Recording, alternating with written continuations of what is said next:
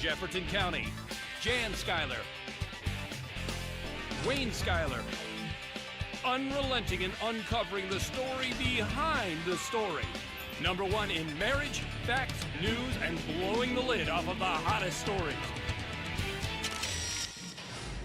And now to tonight's top story. Sex, money, mayor. Channel 5 News has just obtained a shocking video of the mayor, which confirms local band leader Roy Teppert's disturbing sexual allegations. Wow! Devastating stuff. In other news, the Great Jefferton Hot Air Balloon Challenge is this weekend. Locals will gather to see if anyone can beat the record of 5,000 balloon laps around Jefferton. Check It Out is sponsored by Myers Superfoods. This week, Toad detergent, $1.99. Potato chips, crinkly or otherwise, $1.99. All kinds of stinky fish for your cat, $1.99. Chocolate ice cream, $1.99. Vanilla ice cream, $1.99. I don't want to say strawberry ice cream, I don't like it. Burger and cheese, 2 cents a slice. All kinds of jellies, all on sale, 10% off. Prices so low you'd be a dungus not to check out that store. Tell them Steve sent you. Today's Your Fortune is provided by Toad's Horse Yogurt. We milk the finest horses and make yogurt out of it. It's not just for horses, it's for people too. It's good for your tum-tum. Let them eat the can. They're horses that you can eat whatever they want, like a goat for your horse. Hello, I'm Pablo Myers from Myers Superfoods. Looking for a new recipe to spice up your Sunday dinners? Try taking 1 head of broccoli and boiling it until it turns into mush. Then take 1 large can of Toad's cream chip beef and corned beef hash and add to boiling water. I've eaten this many times and it never has given me a rash. I am Myers, man. This episode of Chunk It Out is brought to you by Toad's new cream chip beef, corned beef hash combo can. It's part of Toad's new beef series. Come on down to Myers Superfoods and pick up 10 cans. You can eat it cold, dummy. It's combo can. If you don't like cream chip beef, just eat the corned beef hash part, you damn goose. Check it out, sponsored by Toad's Horse Shampoo. Make your horse shine like a stallion. Don't have a horse? That's okay, you could use it for washing your car. That's what I use it for. It's not made just for horses, it's made from a horse, you dingus. Toad's Horse Shampoo, made with real horse's milk. Hello, I'm Terry Broshiplo, and I just finished my first can of Toad's new cream chip beef, corned beef hash, combo can, part of Toad's new beef series. I can't tell you how full I am with salted meat. I'd eat 2 more cans if I could. I'm sure I'd be sick. There's a lot of beef in my stomach. I'm disappointed that my body will eventually digest and process all this meat, and I'll have to say goodbye to it forever. Thank God there's another can waiting for me. Thanks, Toads.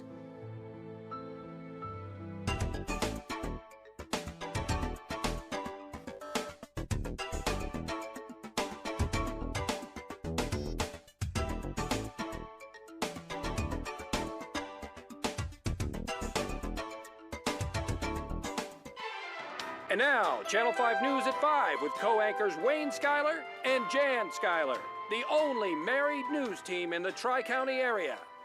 You are so precious to me. I cherish the time we have together. You are my starlight and my mirror.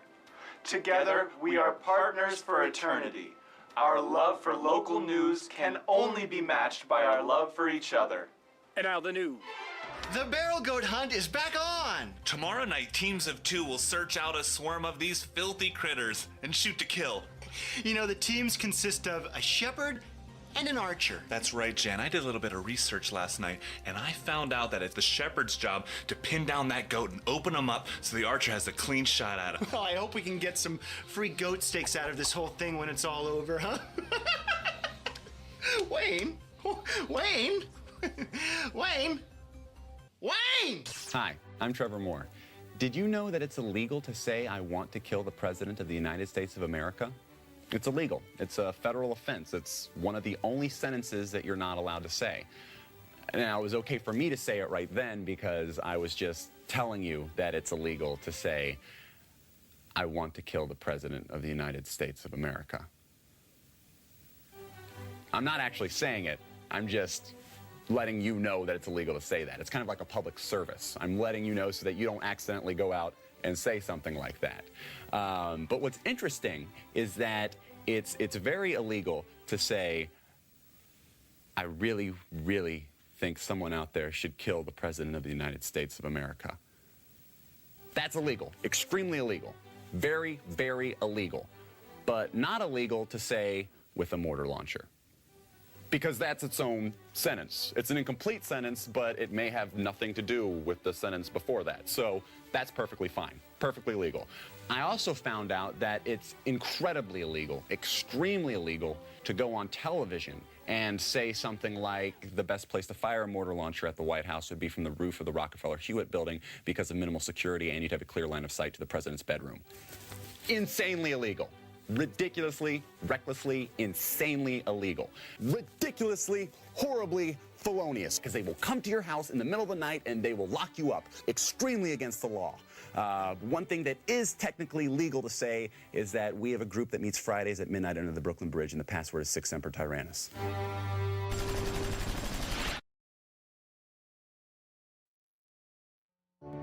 And now, our feature presentation.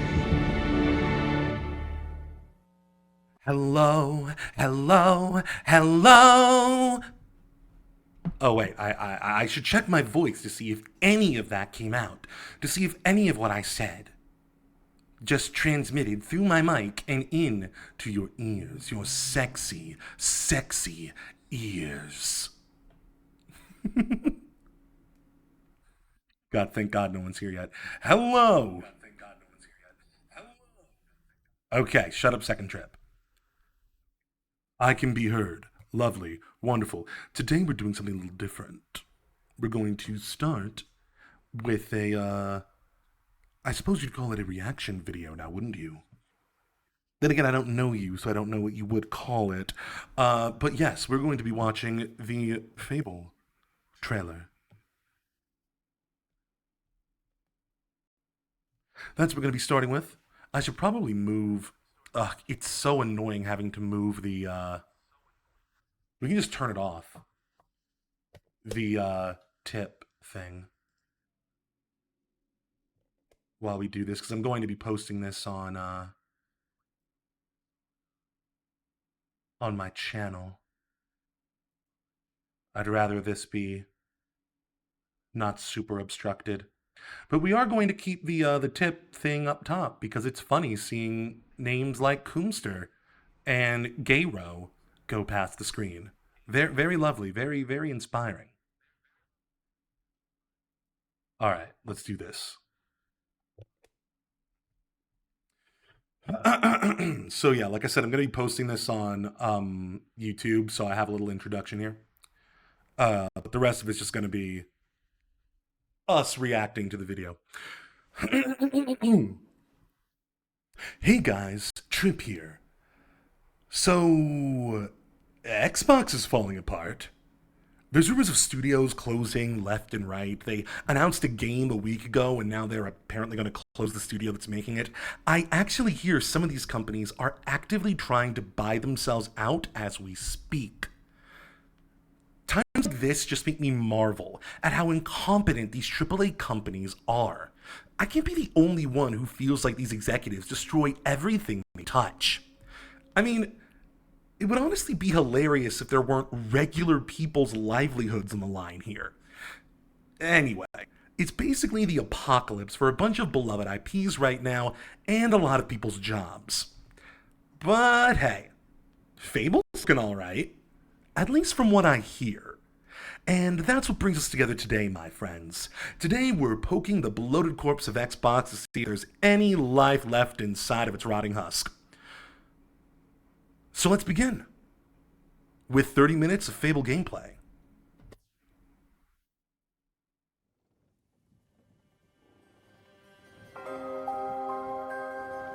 Fable is a beautiful open-world action RPG, packed with drama, jeopardy, and high-stakes choices that change the world. But at the heart of Fable is a game within a game. An endless, interconnected life sim where you'll be remembered for changing people's lives, building property empires, manipulating the economic fate of entire settlements, and more.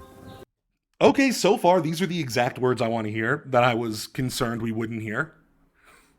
As I was worried that they were gonna, like, strip down Fable into a very generic RPG. No, Life Sim is definitely the kinds... That's the kind of thing I want to hear in a new Fable game. For those who don't know much about Fable, I was a big Fable kid. It was one of the first RPGs I ever played. I would say there's, like, this tribunal in my head of RPGs that kind of each excel in a different aspect of an RPG, in my opinion. And these are kind of like the foundations of what I think of when I think of a role-playing game. So it's the Knights of the Old Republic franchise. It's Elder Scrolls, obviously. And then there's Fable. And the thing that Fable excels in, or that it's supposed to excel in, is making you feel like a very important person in the world. It really excels in the aspect of, like, building a reputation, the world responding to you, people having opinions on you, you becoming famous or infamous, and changing the world in material ways as the game goes on. That last thing, in my opinion, is something the games were never really succeeded at the way they wanted to, but I mean, that's what a sequel is for. And they all did it well enough that, I mean, these games are well regarded to this day. Even the bad one, Fable 3. But yeah, so this is what I want to hear so far. Now, obviously, we need to see it in action, but that's what a gameplay trailer is for. I'm so stunned that they're doing this. And I shouldn't be. It's bottom of the barrel, like, should be... Like, I shouldn't be celebrating that these AAA companies are giving us 30 minutes of gameplay to actually see what the game is like. But, I mean, I'll take it. It feels like lately, especially for games like this, games that have kind of been shrouded in mystery for so long, but so much is riding on, it feels like they just, a lot of times, don't want to tell us anything. And it kind of makes you wonder, is that game real? Is it really coming? Or is this just a bunch of investor bluster, rather? But, yeah, so I'm very much looking forward to this, so I will shut up, and we will keep watching. And as you do all this, you'll build different identities and experience a complex, nuanced morality that is so much more than good versus evil. It's what you'll do in Fable when you aren't saving the world, and we call it building an extraordinary life. Now, that's obviously a buzzword, but that's a good buzzword. This is the headspace I want these developers to be in when they're making this game. This is one of my biggest concerns. Like, are they gonna get Fable? Like, beyond the fact that it's a silly kind of Monty Python high fantasy world where, like, you know, stuff happens. Like, are they really gonna get what drew people into these games?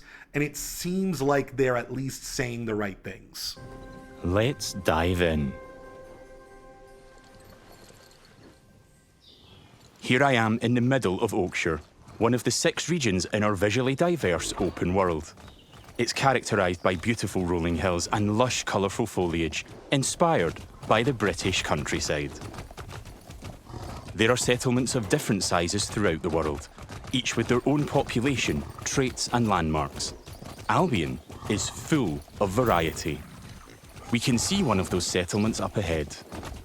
Silverbrook, a peaceful farming town, and the largest settlement in Oakshire. Did anybody else notice that, like, glinting fairy dust for a moment? I wonder if that's how they're going to do waypoints. Of variety. You'll see we can see one of those settlements up ahead. For just like a brief moment. A peaceful farm. Oh, that was the UI. We can see one of those settlements up ahead. Oh, okay, that was Silverbrook disintegrating into fairy dust. A peaceful farming town. Sure. And the largest settlement in Oakshire. I am silly. And hopefully so is this game, in the right amount. Silverbrook is all about farming, so it has an almost unhealthy obsession with vegetables, which can be seen in every detail of the environment. It's in how the villagers have decorated their houses, their shops, and their streets. This is the kind of stuff you want to see. That kind of diversity that comes from the material conditions of the people. It's such a realistic and grounded way of making everything different and unique for, you know, some nerd to sit down and really think about, like, well, what would this town care about? And how can we turn that into a realistic and charming personality quirk? I like it. It's even in how they dress their scarecrows. It's the little things. When I enter a settlement, I quickly run into the beating heart of Albion. Its people. There are over 1,000 handcrafted, fully voiced NPCs. Each one with their own job, home, routine, relationships, and memory. If that's true, then Todd Howard really, really, really needs to, like, get some pep in his step. If they're really making that claim, and now see, I'm used to the Peter Molyneux days, and if you don't know, Peter Molyneux was the fucking con artist behind the FABLE games. He would very often say a bunch of crazy things that wouldn't end up being in the game at all. Kind of like a supercharged version of Todd Howard. But seriously, if they have this kind of, like, Oblivion on steroids style NPCs, then that's really going to step the game up, in my opinion. That's going to raise the bar. I love stuff like this, because it really is, like, the world that you inhabit in an RPG, so much of it comes down to the people and how reactive they are, because you can do anything you want in a lot of RPGs, but if the people don't react to it, then what's the point? None of these villagers are scripted dressing. They have emergent behaviour powered by real-time systems.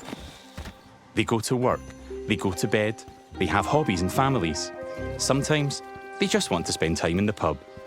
Albion feels alive because its people have lives. I've never been to Silverbrook, and because I've done nothing of note yet, Max the stable hand here is completely indifferent to me. Got a minute? What do you want then? So, if I ask him to follow me... Follow me. I don't deal with randos. He won't, and he thought I was weird. That's fair. Right then. Bye. Well, and there you go, I guess.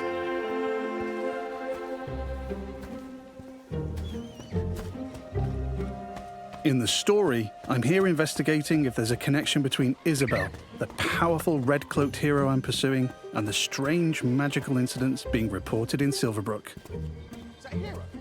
Hey. I've heard something about giant vegetables and a hero called Arden, who lives nearby. Maybe they could help. They're really getting the look down. It's very, very distinctly British high fantasy. Like, everything is just so thatched roof cottagey. Everything is so pumpkin-y. I don't know how else to describe it. This very much looks like FABLE is supposed to look, in my opinion. Let me find Isabel. And it seems there's a bit of a commotion in the town square. Let's see what's going on. Someone needs to tell this little brat what's what. Oh, hero, can you do me a favor and get this bloody kid away from me? Wow, that lip syncing is terrible. But you know what? I don't care that much. No! I won't let you kill Colin! Hero! You have to stop him. Look, kid, I'm a butcher, and Colin's just a pig. Do I need to spell it out? But I'm not like all the other pigs, am I, John? Oh, look, I am not having this conversation with you again, Colin. Did I just understand that pig? Oh, yeah. The novelty wears off after a bit, trust me. Colin's special. Please. We can eat something else at this little travel feast. Well done. People are expecting a hog roast, kid, and I've been preparing this pig for ages. But I've only just learned to communicate. Who knows what else I could achieve? I've got potential, hero. Don't let me end up on a spit. Please. Well, this certainly qualifies as a magical incident. What you're seeing here is not a cinematic. It's just one of the hundreds of story conversations in our game. What does that mean? Parting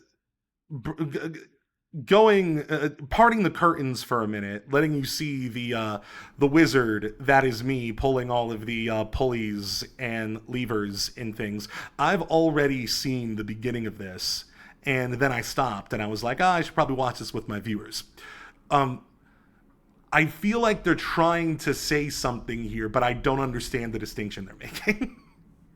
What do you mean this isn't a cinematic? What is the significance of the distinction you're making there?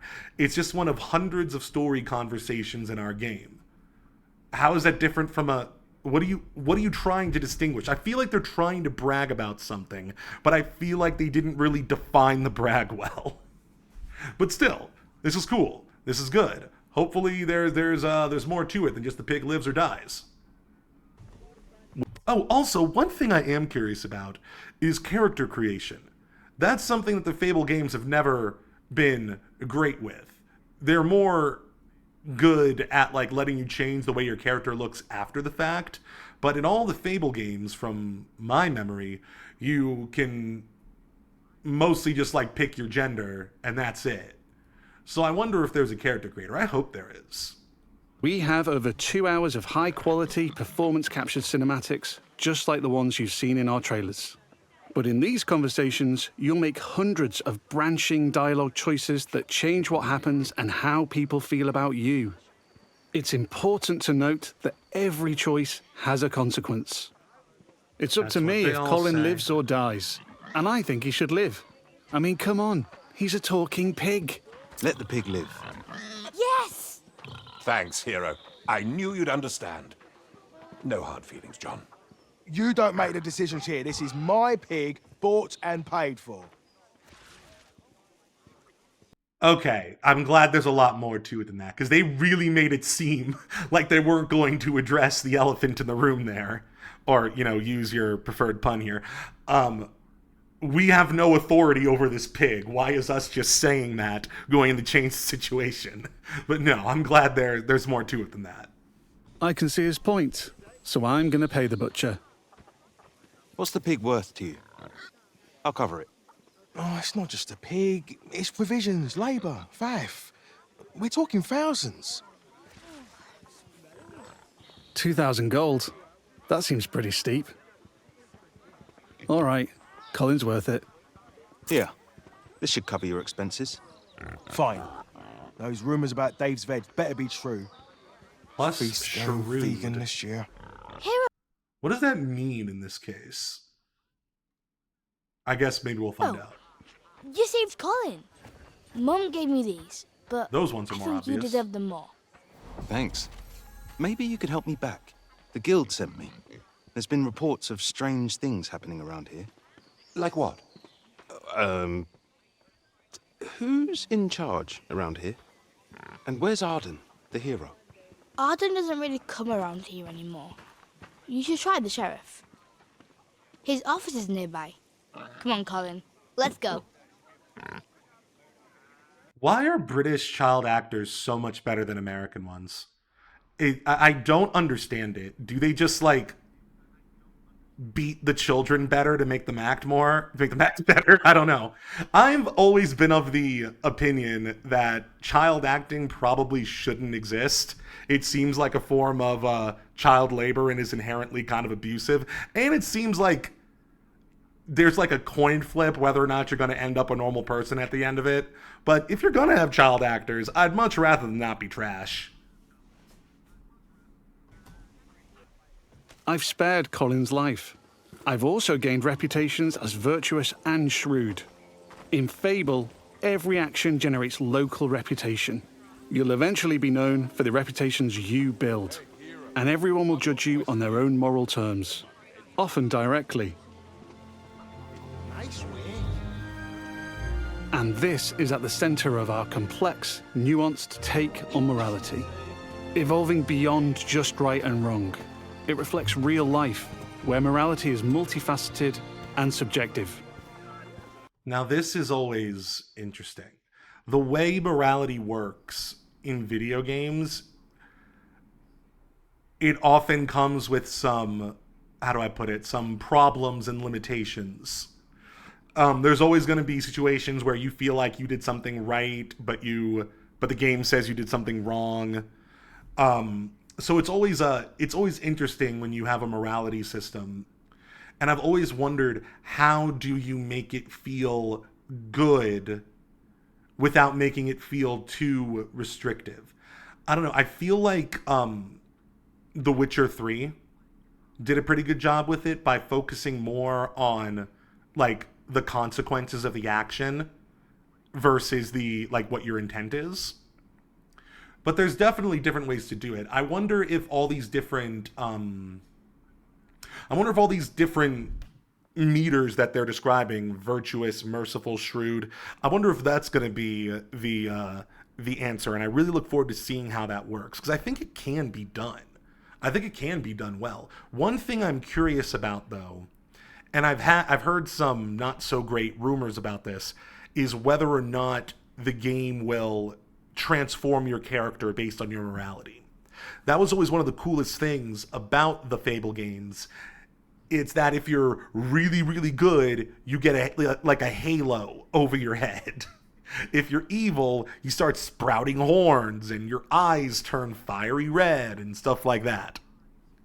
Now, they did, there are some problematic ways of doing it. I think in the first game, if I remember, the more good you are, the lighter your hair becomes.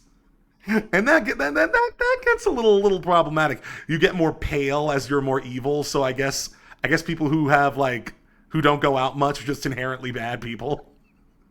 Your hair gets thinner. Sorry, baldies. But it's still like an awesome aspect of the Fable universe. And I've heard that they might not have that feature, and that would be a really, really missed opportunity. Because, like I said, a big part of Fable is like seeing the change based on your actions. So I'm very curious how this morality system is going to play out in practice. One person's good is another person's evil. Well, yeah, true, and I'm sure that would be their reason for why they're not gonna make horns or halos happen. But there are some deeds, like, everybody knows morality isn't completely objective, but I'm pretty sure most people agree that morality isn't totally subjective either. If I'm running around kicking puppies, eating live baby chicks, which is something you could do in, I think, all three of the Fable games. If I'm, pissing on people's graves, then yeah, if I'm murdering random people left and right, let me grow some horns. Morality isn't completely subjective. And that's another difficulty with making a morality system, because you don't want to make it too objective, because then you get into those situations where it's like, well, I think I did the right thing here, but the game thinks I did the wrong thing. But you don't want to make it too subjective either, because then nothing has any meaning.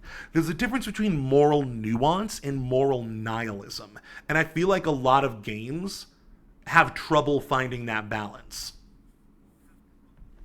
But we'll see. Even being merciful will divide opinion.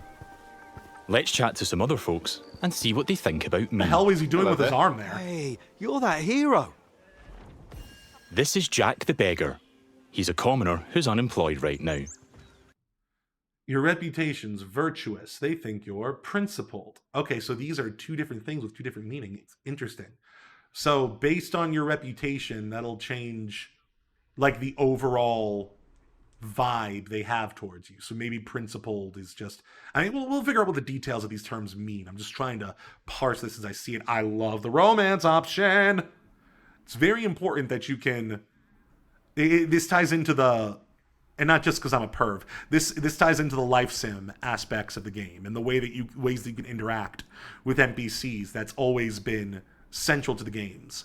And I also like that it seems like they're expanding that further, because in previous games, you weren't really talking to people. You were, but it's kind of hard to explain. It's not like in Oblivion where the game zooms in and you're now having a conversation. It's more like you click on an NPC and then they'll say a line to you relating to how they feel about you or something like that. It was much more it was much less interactive. Even though the NPCs' opinions of you were, you know, diverse and they changed and they really did react to you. Like, Fable's the kind of game where if you walk into a room, people might either, like, start cheering for you and clapping, standing up for you, or they might, you know, run away, piss themselves, or, like, beg for their lives. So that part was always on point, but you didn't really get to have a full-on conversation with a person outside of, you know, like, pre-made cutscenes.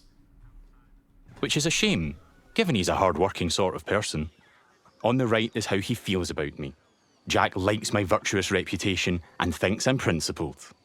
Other NPCs might feel differently about my choices, because each has their own moral view on the choices you make. There are lots of ways to interact with NPCs. I'm going to give some gold to Jack, because he seems nice, and he's a bit down on his luck. People's hero. I like it. I hope it helps. Oh, this is going straight in my pocket. Cheers. He was grateful for that, and he felt I was being kind. Let's give him a bit more. Here. Don't spend it all at once. This takes the edge off. Thank you. The edge off? Are you That made the an money? impact. How's that work? I've gained a reputation for being kind, and I'm known for it across Silverbrook. Everything you do has a consequence. Huh. Let's leave Jack. Okay, so yeah, we really have no anchor point for what these terms mean, because is kind like a step above virtuous? I don't understand any of this yet, but I'm sure it'll make sense in the long run. So long. You're like a breath of fresh air, you know? That, I don't know what it is, but sometimes I hear and I see things in this game and I'm like, that feels like Fable. That line at the end felt like something a Fable NPC would say to you if you were a good guy. That feels, I don't like using the term authentic in this way. Makes me sound pretentious or like I have more faith in this company than I do. But so far it's feeling pretty authentic. I do like Jack, though. Maybe I should buy him a gift. Like, look at this. This feels like sure, the art style is more realistic, but it's still, this feels like I'm in the middle of Oakvale in the first game. Or what's the town in the second game? Brightwood or something? Just like that thatched roof cottage core is what we're doing. It's almost like Harry Potter-esque, just, you know, with less racism and transphobia. So far. There are lots of shops with different stock across Albion. Let's go to the general store across the street to see what they have. Every business has NPCs working in them as part of their daily life. Love it. Just like Megan here. This is some quality stuff. Welcome, hero. What can I do for you? Doing... Okay, so shrewd has to do with your business sense. Got you. That's kind of what I assumed, but it's good we have that as kind of confirmed. I can't speak today. It's good that we have that confirmed. My deal to save Colin gave me a shrewd reputation, and Megan here is a fan. She's an ambitious commoner, and she thinks I'm savvy because of my earlier deal-making. Every NPC has unique characteristics driving who they are and what they think of you. You know what? Forget Jack. He's dead to me. I'm going to try flirting with Megan. Phew. Is it hot around here, or is it just you? Well, aren't you confident? Between you and me, I've always wanted to swoon. Okay, this is charming. I like it. You've won me over. This is that kind of, like, half nonsensical, like, expression system from the old games with a bit of that, like, Oblivion NPC dialogue built in. It's a bit Sims-like, but instead of speaking Simlish, we're hearing it translated. No, I like this. This is... It's goofy. It's going to be goofy. There's almost no way not to make this goofy. Like, there's only so many flirtatious lines that are going to be in the game. There's only so many responses. It's not going to be perfect. But no, I like this. I like this. I can work with this. This is role-playable. That went well. Megan thinks I'm charming and flirty, and have started to build a reputation for it in Silverbrook. Okay, they're gamifying it more. See, in previous games, it was really just down to, like, how sexy and famous you are. And once you're sexy and famous, everyone of the opposite sex and a few people of the same sex are just going to automatically start loving you, and you just, like, pick one of them to be your, you know, pretend lover in the video game. But I like this. Based on her personality, and I'm assuming her job, it's opening up what they want. I like this. Let's ask her out on a date. Do you want to grab a drink or something? Would you believe you're almost what I'm looking for? Clearly she's interested. I'm gonna giggle at the end of every one of these exchanges. But I'm not worthy of her time just yet. She wants to date an entrepreneur who owns their own home and only wears fancy clothes. They're high standards. She is ambitious after all. All right, I'm invested in taking Megan on a date. Let's go. I'll be back, I'm sure. You have a smashing day. First. God, what if this game is good? What if this game is good, guys? What if they do it? What if Xbox does it for once? Oh, this is exactly what I wanted from Fable. I'm sorry, it's just all hitting me at once. I haven't played a good Fable game since, like, the second game when I was a kid. And even if I went back to that game, I'm sure I'd still love it, but I'd be like, ooh, I wish they would expand upon this some more. I wish this was a bit more modernized, this and that. They're doing it. Now, like, I'm sure they have so much time to fuck this up in so many ways, but right now, like, this is Fable. This is new Fable. This is what a new Fable should look like in terms of interacting with society. And yeah, that's all we've seen yet. Believe it or not, if you're not big into Fable, this is a huge part of what Fable is. A massive part of Fable is the mundanity of interacting with other people, and then the joy of seeing them, like, acknowledge the things you've done and the type of person you've created. This is everything. I'll need to buy a business to get a reputation as an entrepreneur. In fact. Oh, and also, I love games that let me be a landlord. I know it's very funny to hear that coming from me, of all people, but I love video games that let me do real estate shit. And Fable is one of those games. I love building a real estate empire in a high fantasy world, in between fighting monsters. It's great. Fable, I can literally buy any business. Damn right you can. I could buy that bakery across the street. Damn right you can. Or around the corner, I could buy one of the stalls. Damn right you can. But you know what? I think I like the pub. Linsidious is here. It's simple to buy a property, interact with the deed outside. Lynn, Fable's looking all right so far. Fable's looking all right. You just missed the part that basically gave me a nerdgasm, but they're really doing the whole, like, what did they call it? Building an extraordinary life. They're really excelling at the thing that Fable was always good at, which is the feeling of being an important person in the world. Oh my God, Lynn. That's what we were talking about at the beginning. It's insane, isn't it? We'll talk about that more after this. But Lynn, hold that thought, because damn right. Fable's looking all right though so far. I'm kind of giddy for a new Fable game for the first time in many years, after seeing how they've advanced the basic systems that the old games had. And it really seems like they understand what makes these games so good. Oh, dope. Hell yeah. Well, I'm seeing it for the first time, Lynn. Join us. The front door to see income, price, and the number of people employed there. To be honest, I've always wanted to own a pub, so let's buy it. Maybe this is the start of my business empire. I'm a proud new pub owner. Oh, I now love I can it. set prices and wages, and I can manage the staff. Every villager performs differently. Here, Susan the bartender is great with customers because she's caring. And that's giving my pub an income boost of 10%. Oh, that's cool. So they've expanded this system too.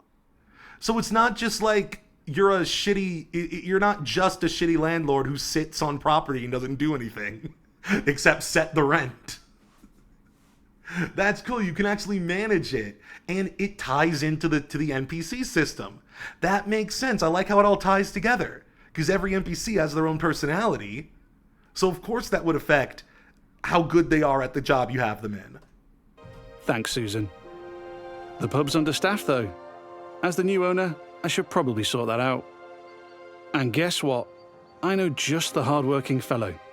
Oh, tell me I can change the name of all the property. I'm gonna give them such naughty names. Let's go back to Jack the Beggar. They're so pure. Oh, okay. So there's a lot of different, like, reputation types you can accrue. You can be known as rich. That'll be interesting.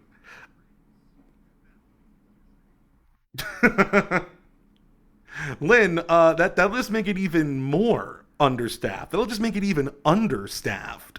But I guess you're an Xbox executive, so you are doing what's on brand.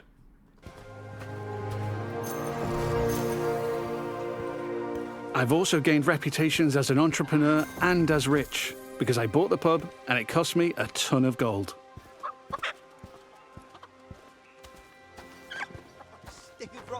Okay, you can kick the chickens. That's very important. But again,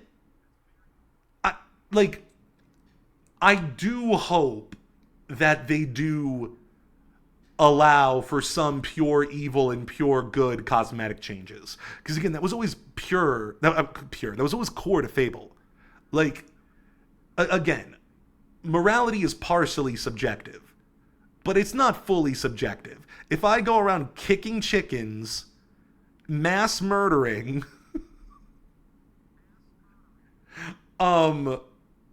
raising rent to starvation prices,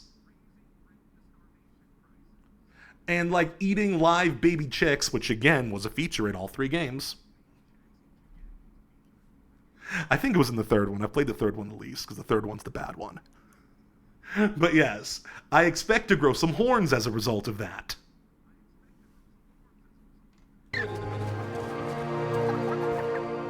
Jack, you're no longer dead to me. Hi there. Hey, you. Jack still likes me for my kindness earlier, but I like that Jack is hardworking, so I'm going to give him a job in my pub. You can give people jobs. Oh my goodness. This is so cool.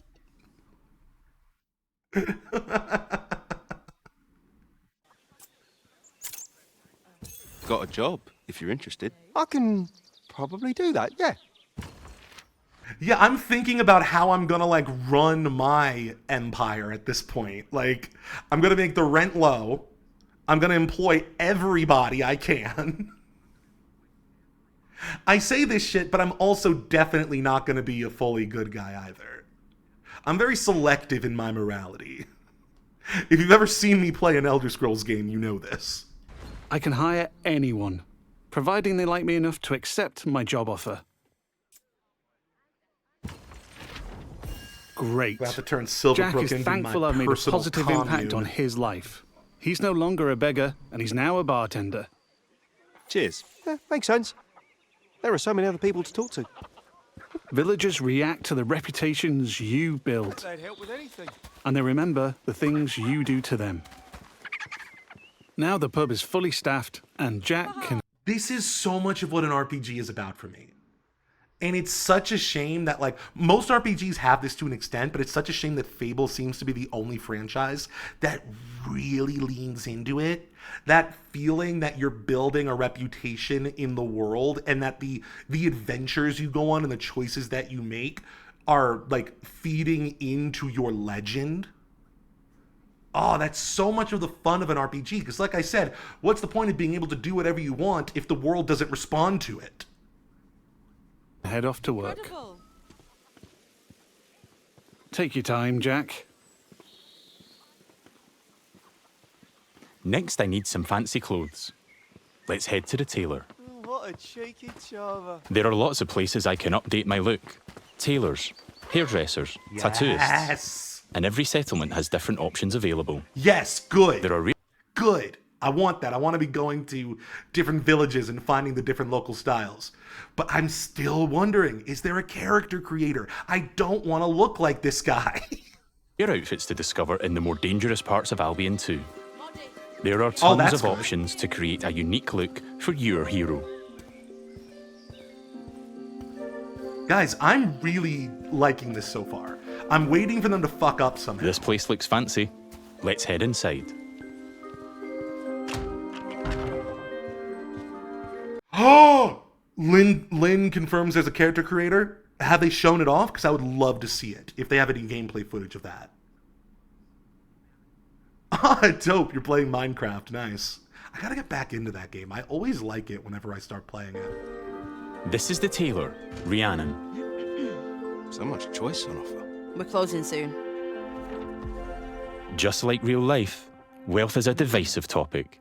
Think you're out of touch. Oh, I love it. I love it. She thinks you're a filthy capitalist. Oh, that's great. Okay, so we're starting to understand how this works more. So before we were only seeing one of those little descriptors on the screen, and it was kind of confusing how you got from one to the bottom thing. But it's a combination of that stuff that they care about, and then that's their end conclusion about you. I love it. I love it. I love it. And Rhiannon has her own views. In stark contrast to the ambitious Megan, she's very much not a fan of rich entrepreneurs, and she thinks I'm out of touch. Which makes sense, given she's humble. Let's have a look at what she's selling. Fancy clothes, hopefully. Can I see your stuff? Don't waste my time. Rhiannon's jacking up the prices by 80% just for me. Looking closer reveals why.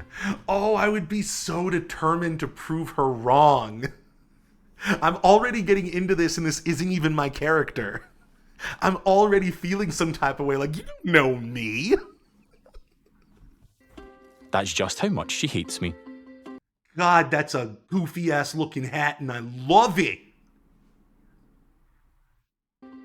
This is just one example of where your choices ripple through all the interconnected systems. And here I've got our character customizer. I'm free at any time to find a wardrobe and change a bunch of different things about myself. Good, that's how I it can should change work. my skin tone, body, head, hair, and all of lots it? more. You don't even need a potion like in the old games?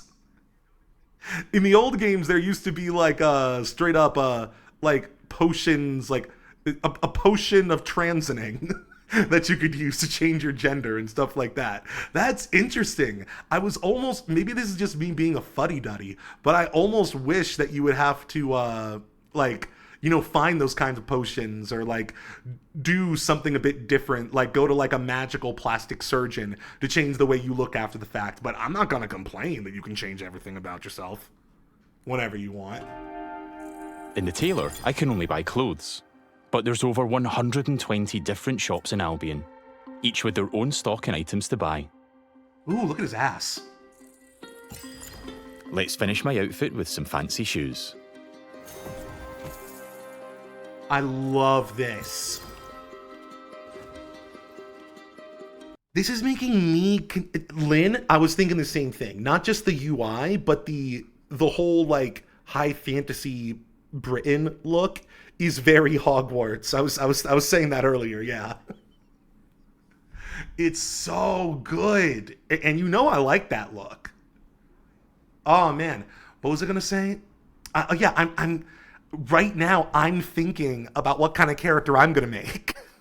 Like, ooh, do I want to be rich? Like, I want to be rich so I can, like, give away lots of money and stuff. But, like, do I want people thinking I'm out of touch? Am I going to be, like, you know, stay like a working class thief type character? What are we going to do? Are there going to be opportunities for you if you don't want to be rich? Is there other stuff you can do?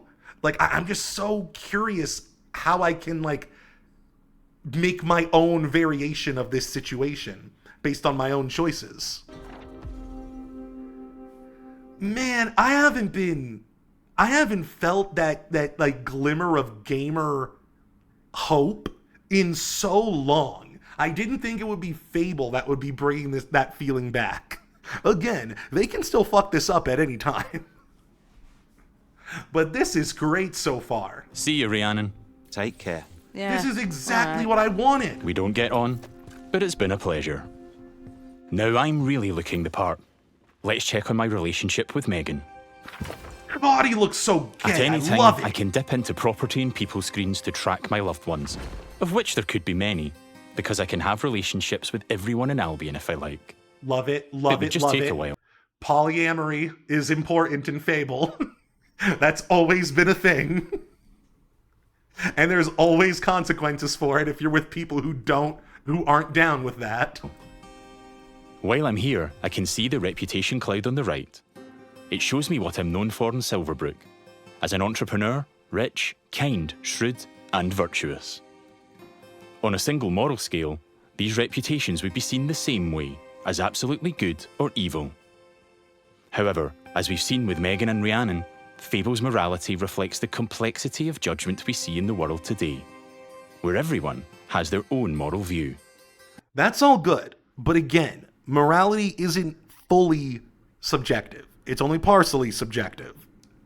I still want there to be some, like, okay, if you're virtuous, if you're known as being virtuous, then eventually you should get a halo above your head.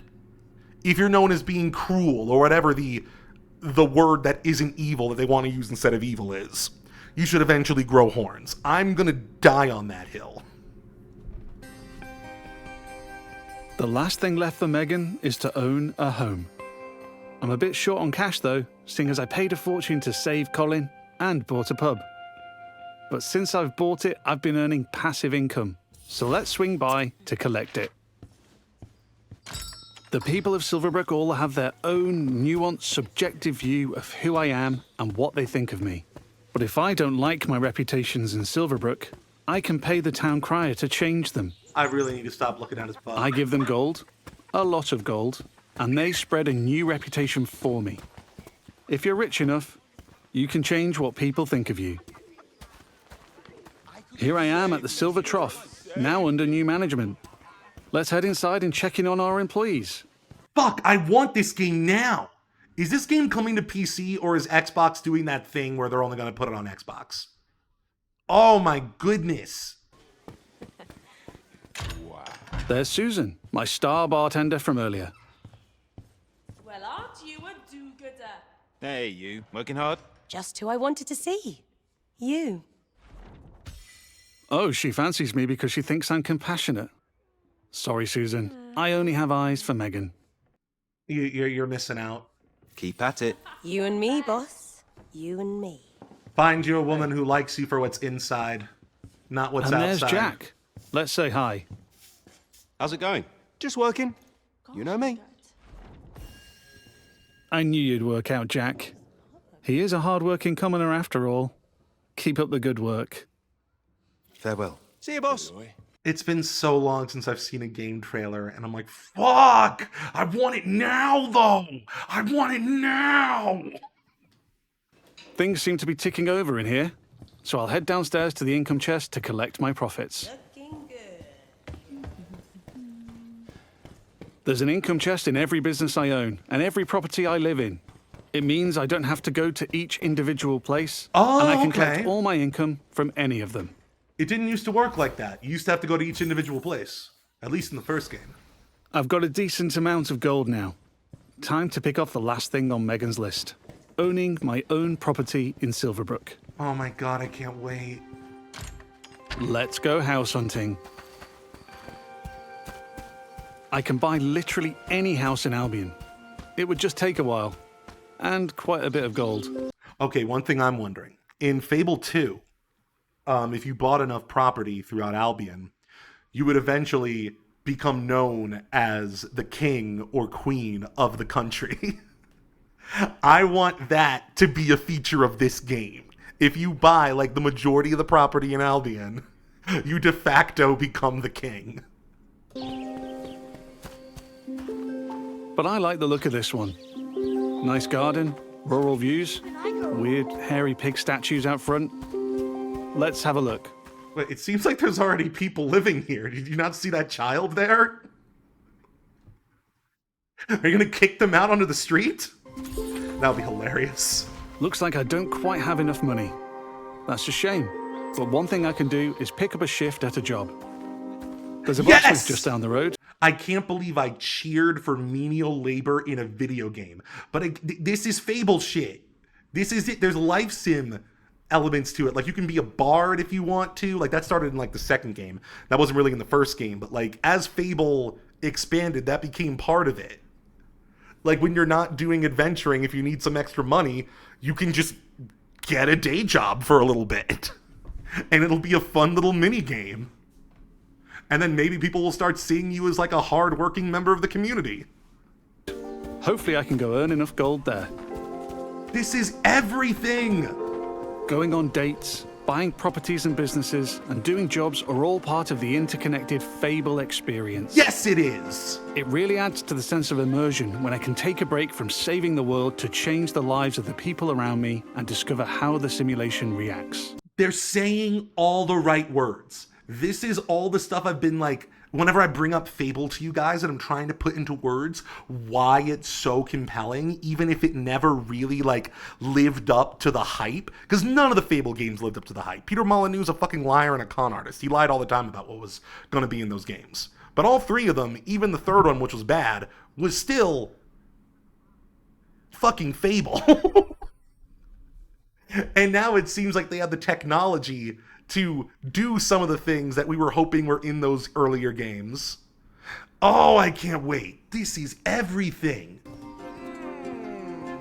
I could play this part of the game forever, and I Yes, never you run out of could. systemic toys to tinker with. That's the fun of it! There's a couple of jobs to take on across Albion, but today I fancy a try at blacksmithing. It's as simple as walking up to the anvil to start a shift. No prior experience required. Only it worked like that in real life. In the interest of time, we've reduced the time limit here. But regardless, it's a classic case of risk versus reward.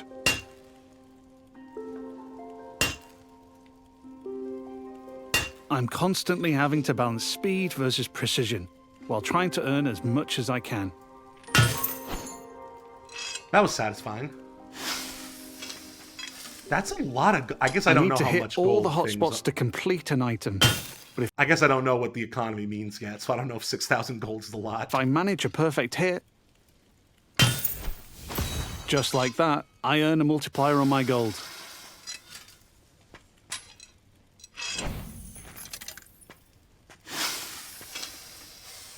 That's a successful shift completed. I can return to the blacksmith anytime to earn more gold and gain blacksmithing experience while building my reputation. I love it so much. I've now got just about enough gold for the house. Let's head back down the street and buy it.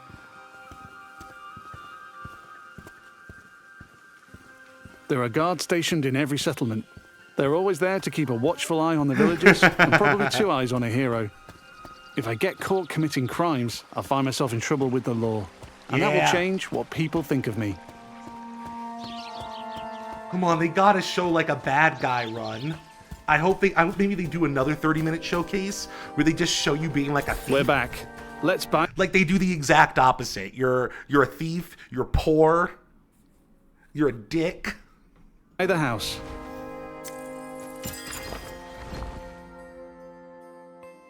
Now I'm the owner, I can hike up the rent or even make it free if I'm feeling charitable. I can manage my tenants too. I can let them stay and keep collecting the rental income, but I want to move in myself. Which gives me the choice to just chuck them out on the street or be nice and give them a bit of gold to leave. And if I chuck them out, that would cause me to be known as heartless. And I'm trying to be nice right now in case I ruin things with Megan. So, okay, so let's say heartless is the word for the word they're using instead of evil. They need to make it so that if you're heartless enough, you get horns, and if you're virtuous enough, you get a halo. That's all I'm asking for. And now I'm free to move in.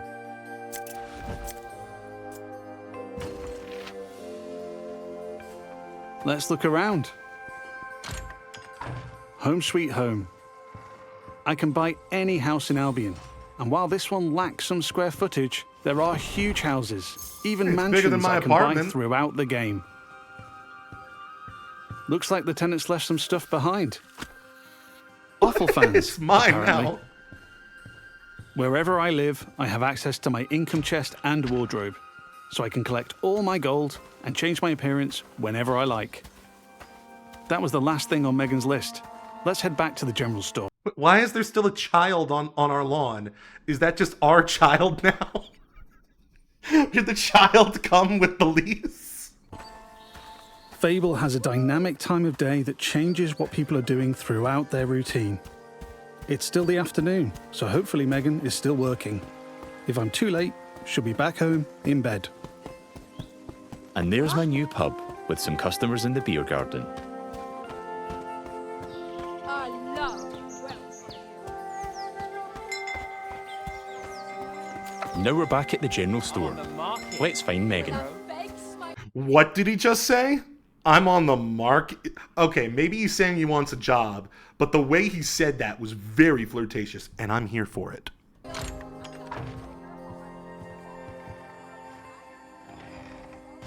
Just the person I wanted to see. Still interested? I've ticked off all Megan's dating goals, so now my chances of romance are much improved. Let's ask her on a date again. He only likes you for your money. Oh, I'm chuffed to bits. I can offer a gift Give to her some increase my offal. chances of a date being a good one. As tempting as my new offal is, I'm going to give Megan flowers instead. Flowers. I think she'll like them more.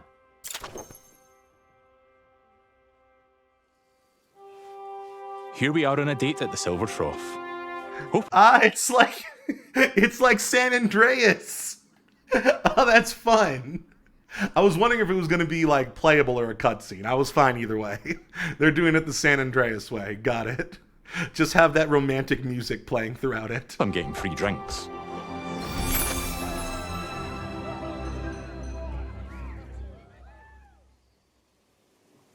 Were those people cheering for how successful our date was? I wish life was like that in real life. Looks like it went well. That was quite the date, hero. Loved it. Hey, you. Oh, hero. That date was just brill. British people make no sense. Megan found me quite charming. I'd like to make things official, so I'll ask her to be in a relationship with me. So what do you say? Ready for something more? And what a lovely couple we'll make. Whatever comes next, I'm with you. I just learned what that term It's meant today, official. Lynn. That's not the end, though. I could build this relationship a lot more. We could get married, which comes with its own set of goals. We could move into my house and start a family. And I can even hire her for one of my businesses. Things could go the other way, too. I can even hire her for one of my businesses. Why did he highlight have child when he said that?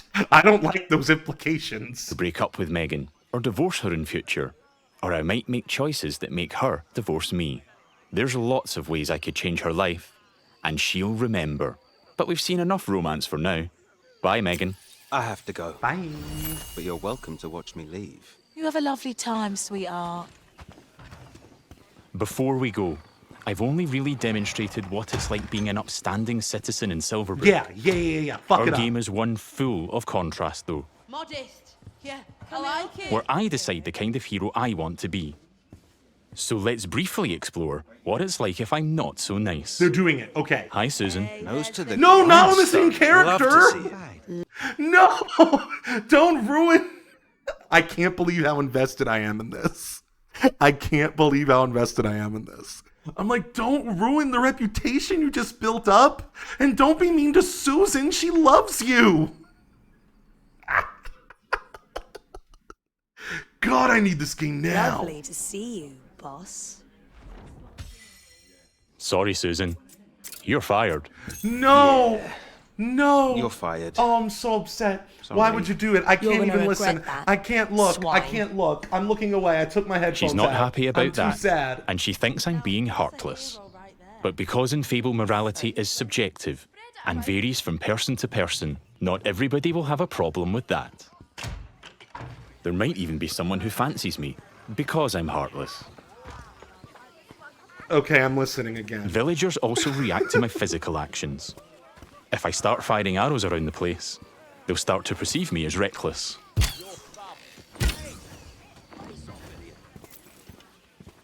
Yeah, my character's gonna be known as reckless.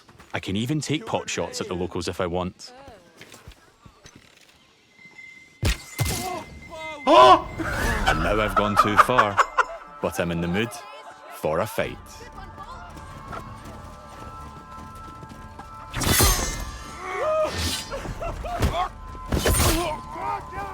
In Fable, you can express yourself with your own combat. Okay. I see different colored experience orbs. Maybe that's for like melee Style. or something. Combining strength, skill, and will in style-weaving combat. You choose the weapons, skills, and abilities you want to use and blend them seamlessly together. Now, I heard people say that the combat looks too easy before I saw this. I'm probably biased because I've been so heartened by the majority of this trailer.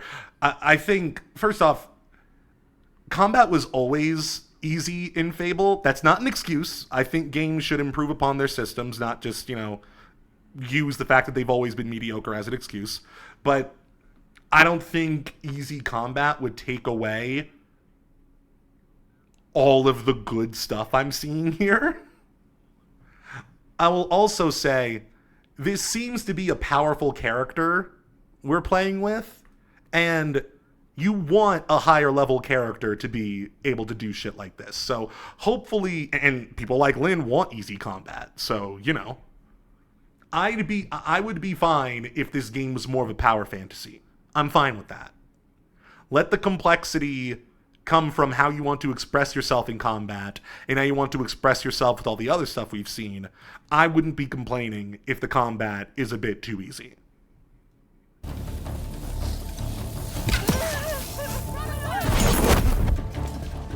Wait, is one of the guards running away? I heard one of them say, "That's it, run away." Stay still, please. Ah, I know that spell. That's Assassin's Rush.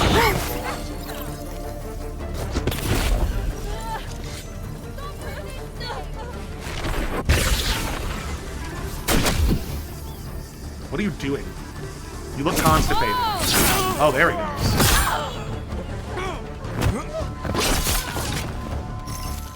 I'm putting up a fight, but backup will keep on coming until I leave Silverbrook. Ah, really? Peacefully, or not. I think a tactical retreat is probably for the best. It'd be nice if there was at least and maybe there will be, a break between waves so that you can have the town to yourself for a little bit and just cause trouble until more guards come. Lynn says, I also don't need... Also, not every game needs to be a Souls-like with extremely difficult combat. People like me who want to roleplay deserve to have a game where we don't spend 2 hours per fight. Now I have a fair. bounty on my head which will grow with more crime. I can immediately pay it, or pay a reduced fine, if I spend long enough out of town. My reputations don't disappear with my bounty though. Once I'm known as a killer and a criminal, it'll stick with me until I put in the work to change what people think. Or until I've made an expensive visit to the town crier. Because the people in Albion remember what you do.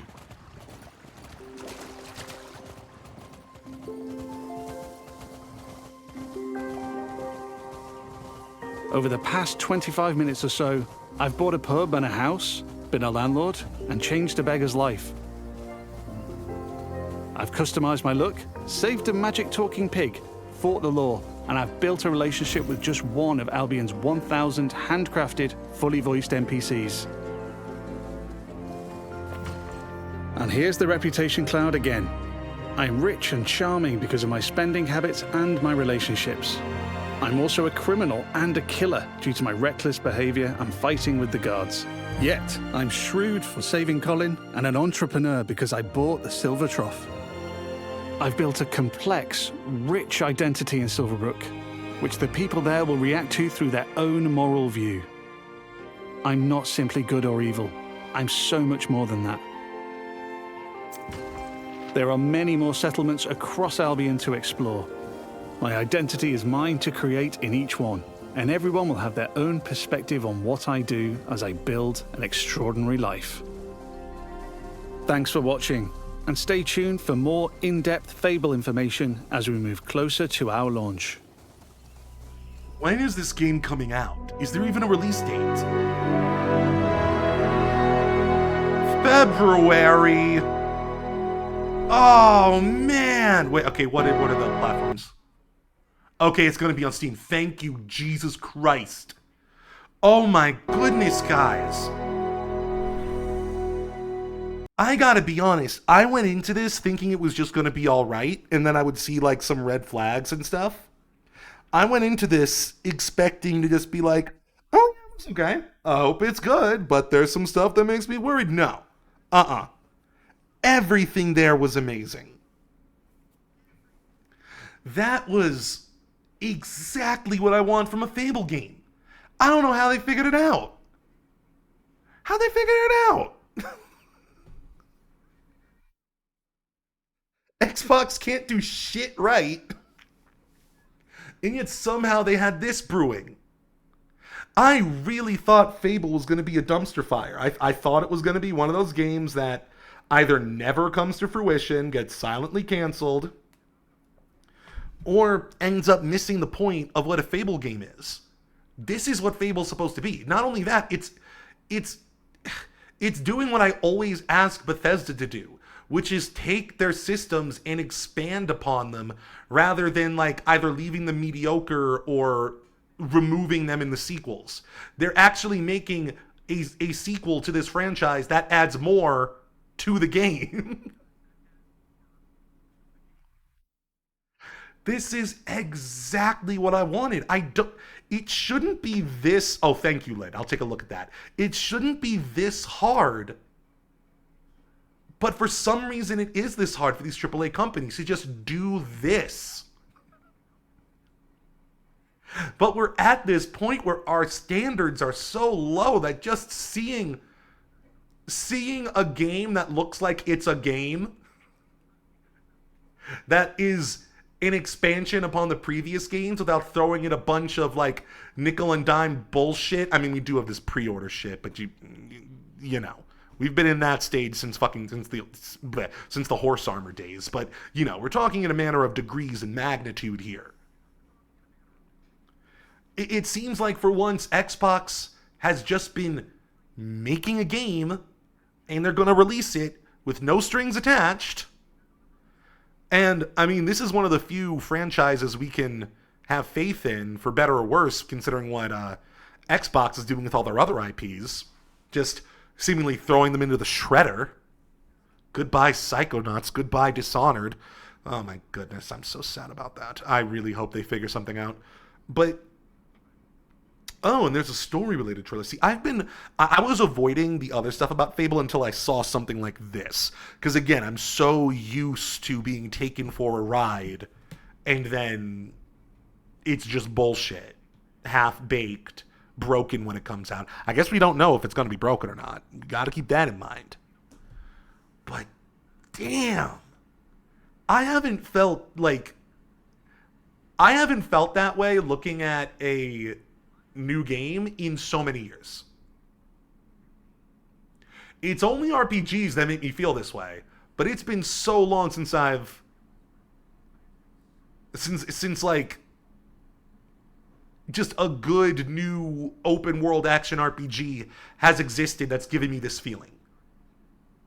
Oh my goodness. Post-launch expansion?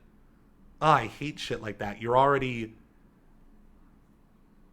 have more content planned that you took out of the game to sell back to us as an expansion. Yeah, what are you going to do? Still, oh my goodness. Which one did you pre-order, Lynn? Let me know. Also, let me look up the character creator. My goodness. I don't have a negative thing to say. I don't have a negative thing to say. Everything they've shown is exactly what I want from a Fable game and taking it to the next level.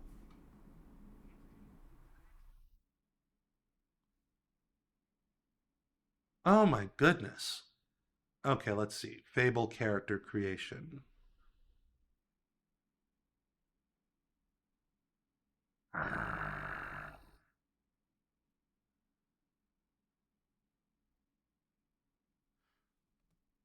Let me see. I can just click the Yeah, it is on Steam. I have it on Steam. Let me just click directly on the link that you sent. Do do do do do do do do do do.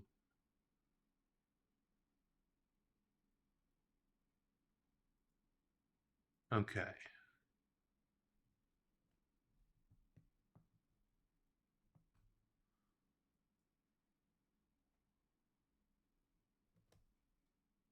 Any second now. Show me the character. There we go.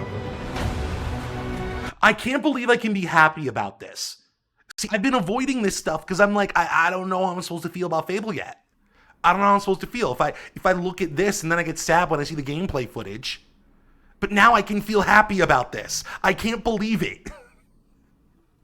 Oh, I can't tell you how good it feels to feel good about an upcoming game for a change. Ooh.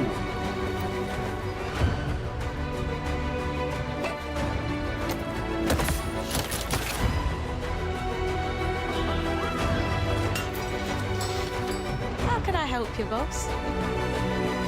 Fancy a date?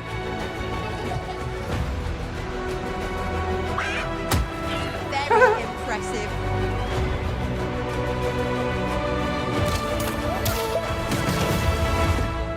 I don't see a character creator, but I do see an outfit changer.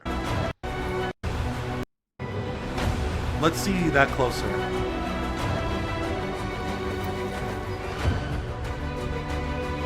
Oh, but remember, they did say that you could change. This is the character creator, isn't it? Because you can, because they mentioned you can change your skin tone, your body, and all of that stuff. Okay. Okay, so either way, character creator is confirmed.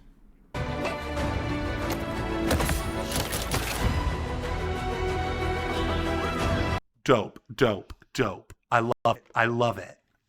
What do you guys think? Because I hesitate to say I'm sold, because like I said, they could fuck this up. The game could release and it could be absolutely broken. The game could release and there could be absolutely nothing outside of Silverbrook. You just fall outside of the world and the game crashes. Lynn says they're cautiously optimistic. Yeah, that's kind of how I'm feeling right now. I'm cautious just because like I feel like I have to be in this day and age, you know? Let's see the story-related trailer.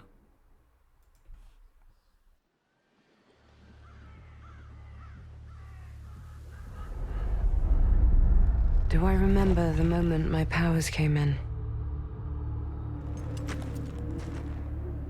Well, I was being crushed to death with seawater and mud and manure,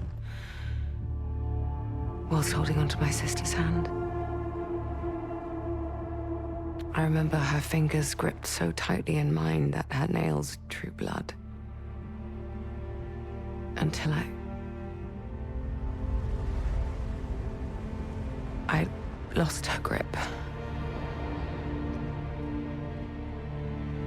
But she stayed away.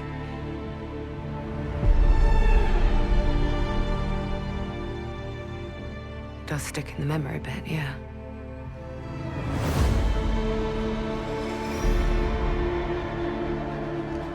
I know why you're here.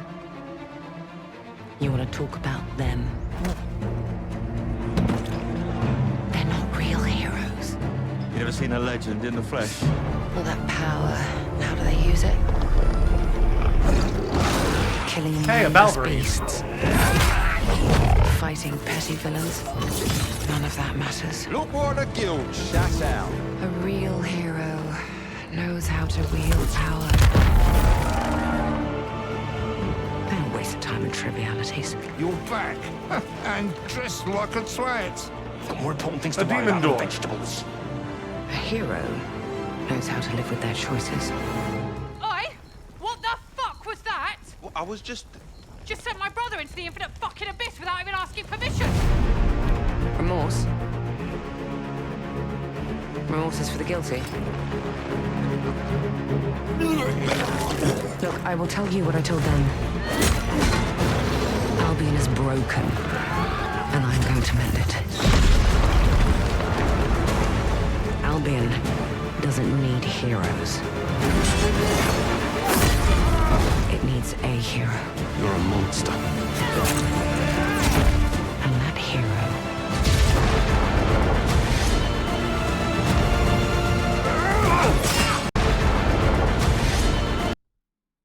I know what that is. I know what that is.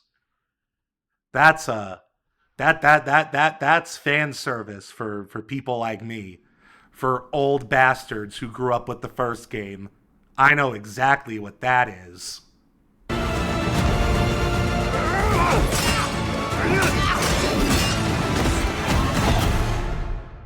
is me.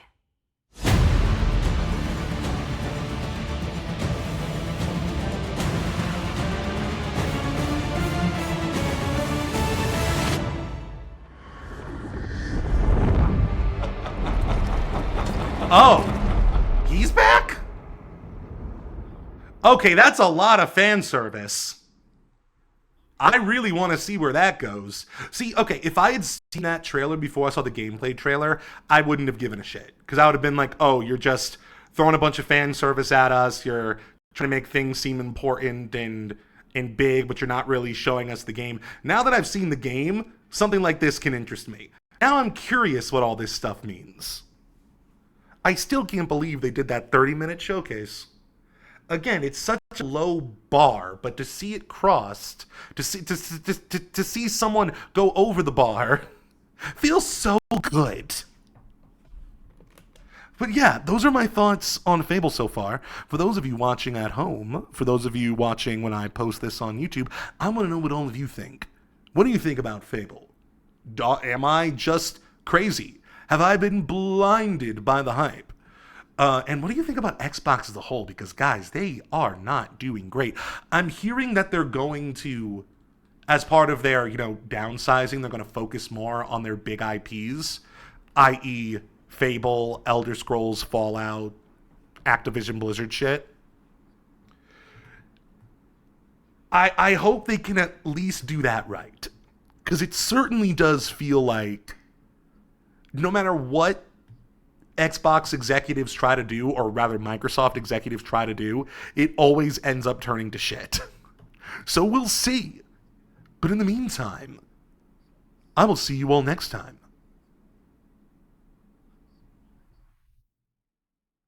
Bye.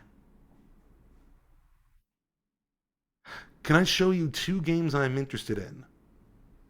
Lynn, I'm not going anywhere. I was just recording for a video. We weren't going to do it in the same video that I'm doing. So what are you talking about now? Can I show you 2 games I'm interested in that got revealed in the showcase recently? Sure. Yeah, all of that was a video I'm going to release. Well, oh, come on. Well, this is disappointing. Oh, because it's delayed, I guess. Maybe that's why. I was about to be like, how could you be disappointed in this? Oh my goodness. That was awesome.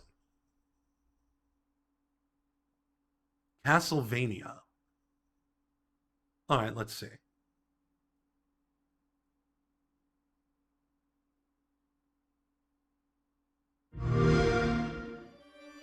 Dracula's castle is... So this was at the Xbox showcase too. See, I saw what you said earlier, Lan, about this is why we watch the showcases. They have been so disappointing for me lately that I just have not been. But, I mean, that Fable stuff was great, so let's see what this is. Darian's here! Dracula's castle is just ahead. I have come here to destroy you, just like my father, mother, and their allies before me.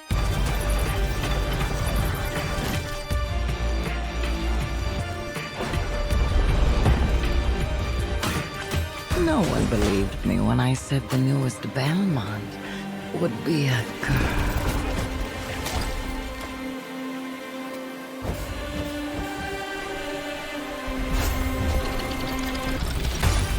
God has given you another chance, Rose. You must use it wisely to better control your curse and strengthen yourself.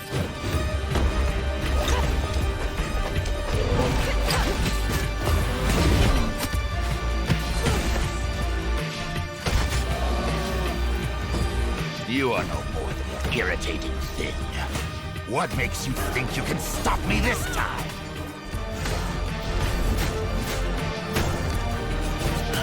I've always wanted a pet Belmont. Stupid girl. I will show you what hell is. I am Rose Belmont, and I will hunt the night!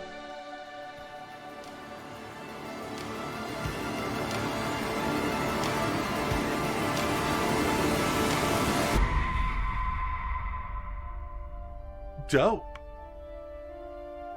That looks cool. Now, personally, I have never played a Castlevania game.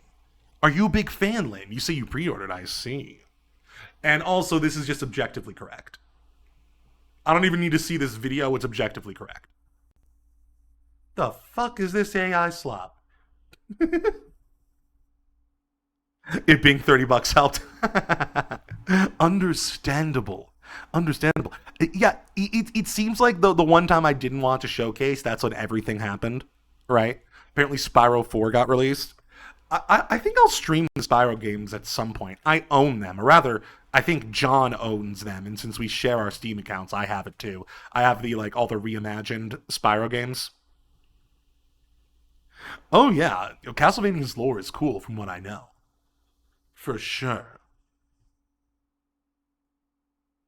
Alright, I want Fable, man! I want Fable! Oh man, I can't believe I need to wait until fucking February. That's painful. That's just straight pain. But finally a game to look forward to. Yeah, why not? I hope you love it, Lynn. Alright, now it's time for me to take a break while we switch from this to actually playing some video games. So BRB, my friends.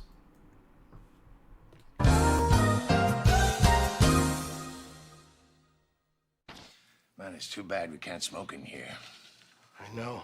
I'm dying for a cigarette. Good news, cigarette juice! It's cigarette juice from Cinco Drinks. Feed your need for nicotine with this new, cool, and refreshing beverage. Our drink spurts extract the tobacco from real cigarettes. The tobacco is brewed in Cinco water and then hand squeezed to give it that thick, brown cigarette taste.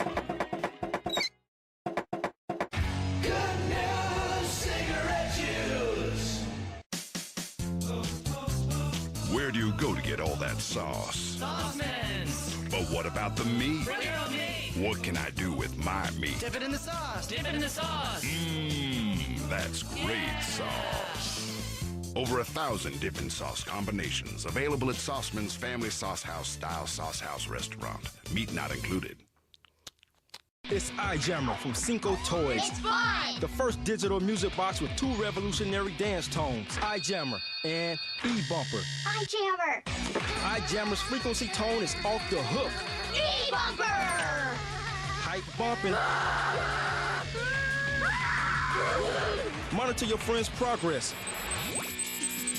Look, they're e-bumping.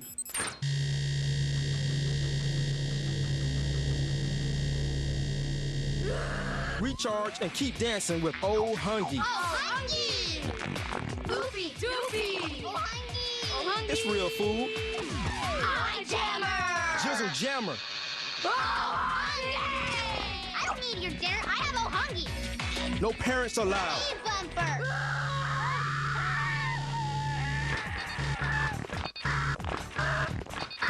I love my Jammer! These little kids are Jizzle Jam. Plug it in and I jam.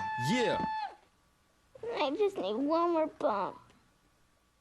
Hi, I'm Ed Begley Jr. I want to introduce you to a revolutionary new device, the new Cinco phone from Cinco Mobile. The great thing about the Cinco phone, it has one button and one only. Let's say I want to call my mom. Press it on, open both the antennas for better reception. Then the number 555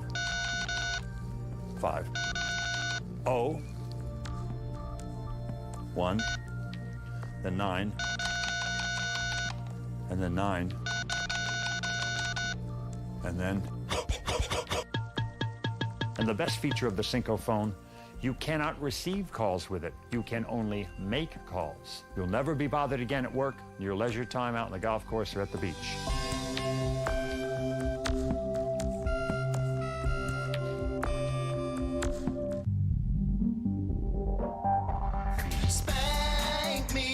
Spank me, oh yeah.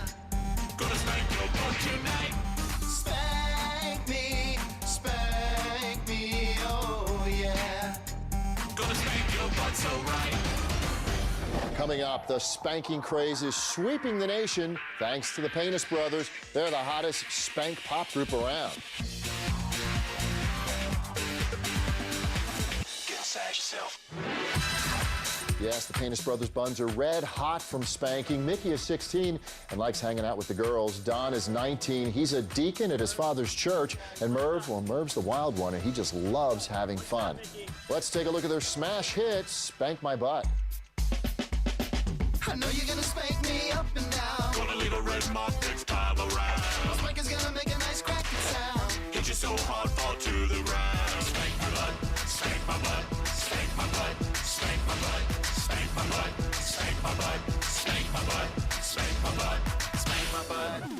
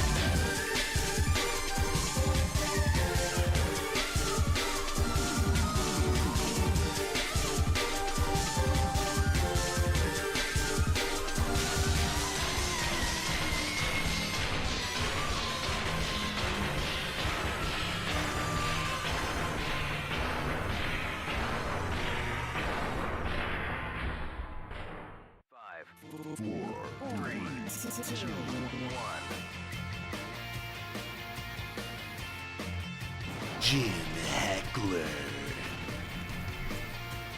Derek Whipple.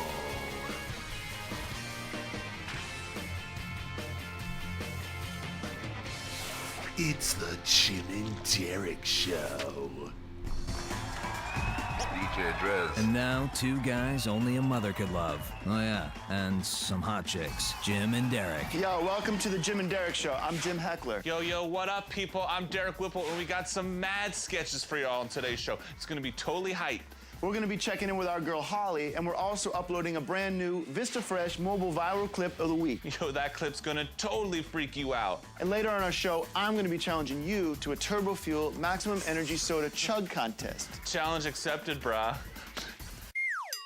All right, let's get this party started with a brand new sketch. Yo, DJ Drez, take us out.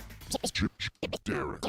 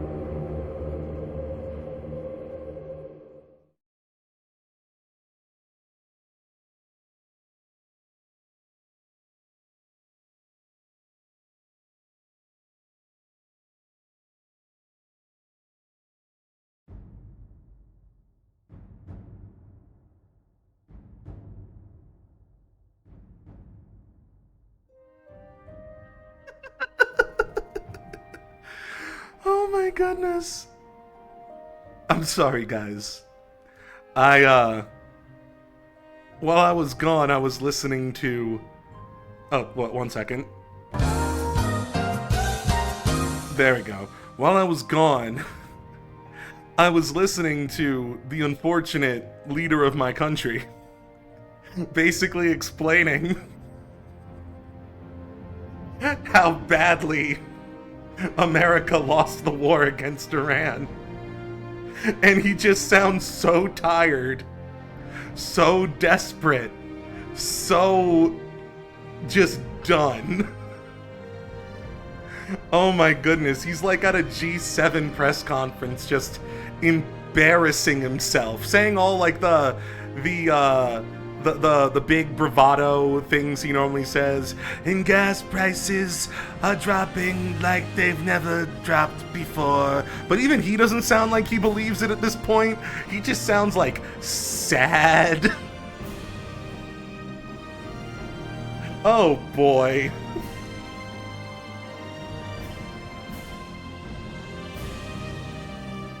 I know, that's very off topic.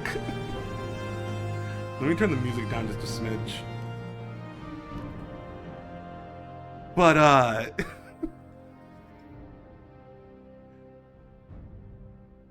that's why I was giggling as I returned. There was a point, there were a solid couple years where I couldn't listen to him talk because it was just so, like, I couldn't deal with the gaslighting anymore. But now it's gotten to a point where it's just kind of pathetic and, like, big cuck energy. And it's just sad. It's just sad to hear him talk.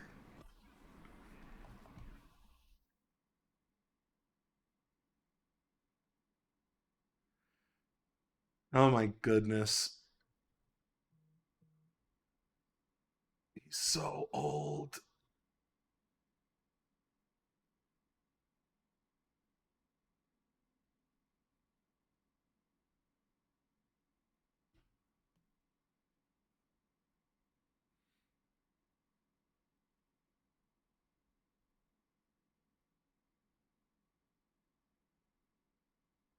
Transport me into the scrolls. Immerse me in the world of your Elder Scrolls. Wrap me in your scrolls, Todd.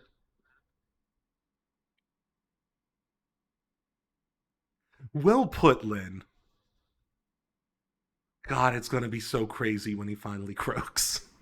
The thing is, it could happen at any moment, but it could also not happen for years. We're in, like, that stage of life.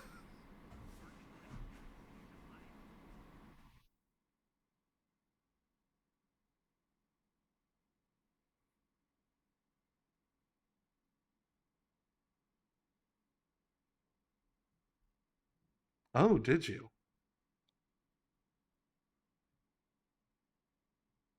Where?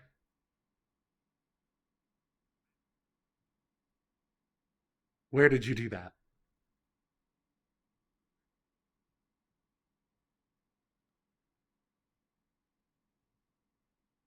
It's not showing up on my end. I'm sure I can just look at my screen once I alt-tab out of this and then see it that way. Oh, you typed it again. Awesome. To say my piece on Fable, I really want it to be good and succeed. I believe the RPG genre needs a game to show that you don't need to be intensely combat-based and serious to succeed and be fun. The genre needs the return of some campiness that Fable seems to have. RPGs nowadays are either turn-based or Souls-likes, besides like Cyberpunk, which still adds the issue sometimes being overly serious. Fable, from what I've seen, looks to be a true return to form for an RPG game. Campy piece of fun with good characters and a whole lot of ways of playing the game and, well, role-playing. Yeah, I vibe with that. I think part of what you're looking for is a return to non-Souls-like action RPGs. I think maybe that might be a good way to sum it up. Wow, the whole game just exploded for a second.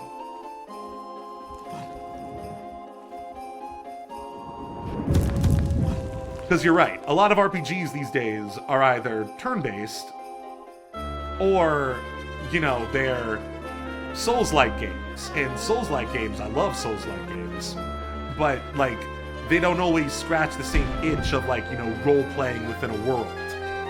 Being a role-playing game.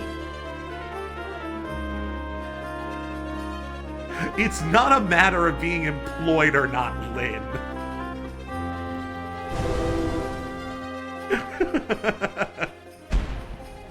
You know that was mean.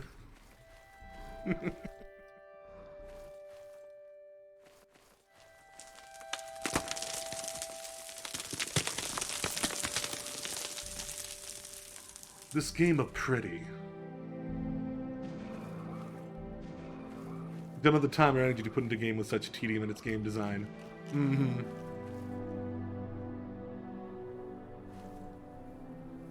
But I think it's also a matter of the type of RPG. Wow, we're gonna need to reboot the game. It is not doing it. It does not want to do it right now. You know, it looked like we just booted the game, right? Oh my god, is it about to... Oh my god, it actually crashed. See, this is what happens when I alt-tab. I thought if I boot up the game before I start the stream, and then I alt-tab, but, like, you know, don't do anything in the game yet, it'll be fine. But no, every single time I alt-tab and I leave it out for a while, even if I just started the game, it always ends up...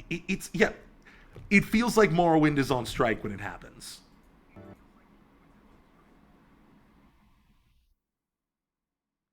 So right now, we're trying to optimize our visual settings.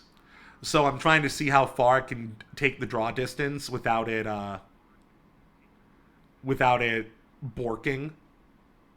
So I'm trying to figure out what is because I alt-tabbed and what is because I've increased the draw distance. It's one of those annoying things where you're like, what is the problem and how do I fix it? I guess we're about to find out, because we're about to start it without alt-tabbing.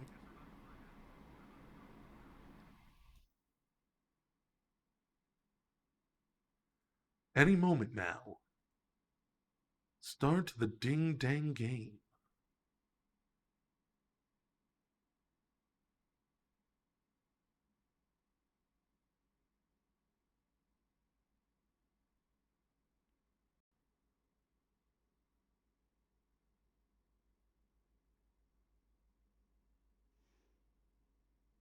Old games simply hate the Alt plus Tab. This is very true.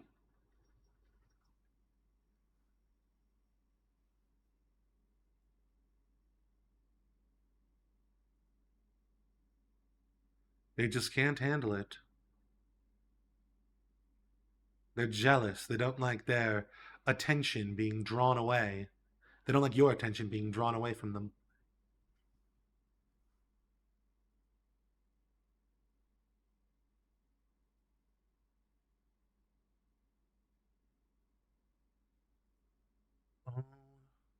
Right. Do this.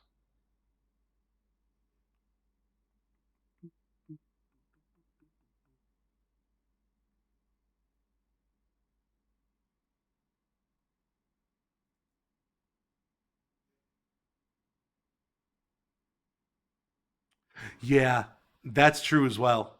Some of them have issues of not fully utilizing your PC's specs. Yeah. Very true.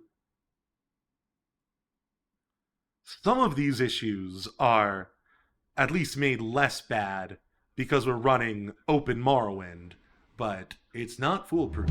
It is still an old game. Oh my goodness, we did it.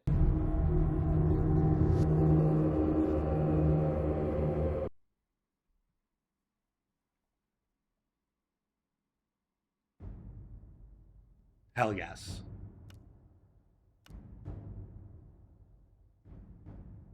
Look at it. It's already loading so much faster.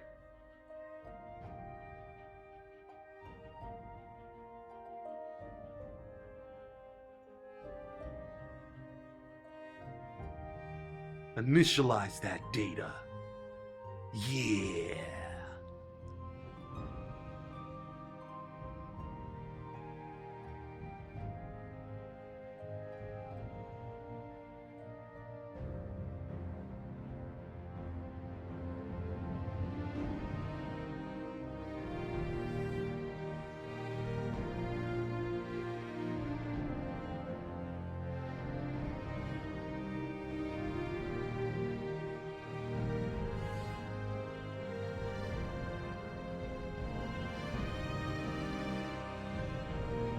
Don't you betray me, Morrowind. I'm putting my faith in you, Morrowind. Don't you fail me now, Morrowind. There we go.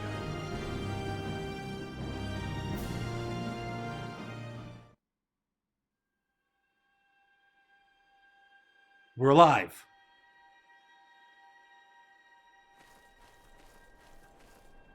Okay. Cool.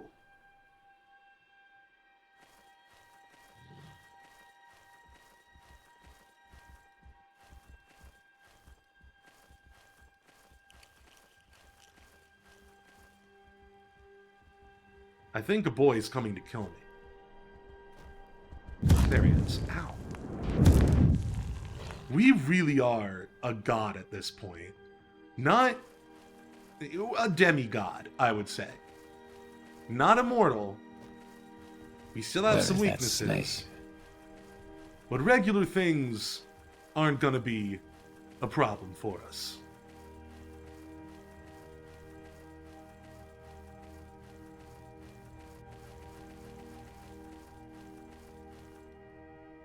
God, this is such an alien fantasy world. I love it.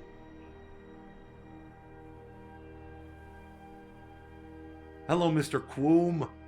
Look how cute he is. I love him. He's my best friend.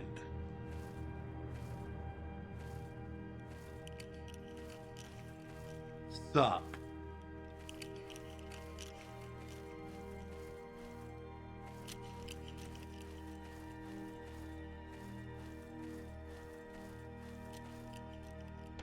Who lives here?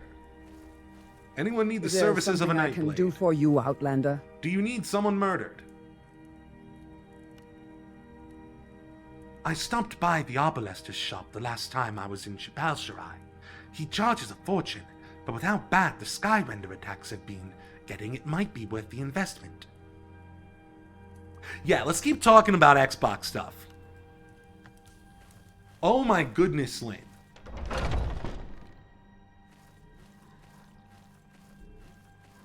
Yep. And apparently, oh, you're talking specifically about Bethesda. Yeah, no, I believe it. See, this is why I didn't want to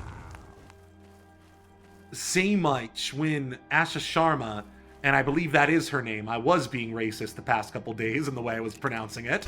I will not pronounce it that way again. I was not doing it on purpose. That's why I kept my mouth shut when she first came onto the scene. Because, like, she was saying all the right stuff. And even when things started to look like it might have been going in a direction that not everybody would like, it still seemed like things weren't going to be this bad. Like, I remember, I've been following the news on Xbox the past week or so, right? And this stuff was trickling in slowly and then all at once. So a big part of it was Xbox was saying, we're going to focus less on niche stuff and more on our big IPs. And from what I saw, the internet was split on that. Some people were like, oh my goodness, they're doubling down on, you know, the stuff that made them, like, get rid of Tango Gameworks and miss out on successes like Hi-Fi Rush. And then other people were like, yeah, that's all true, but we also haven't gotten, like, a mainline Elder Scrolls game since 2011. Maybe it is time to focus in.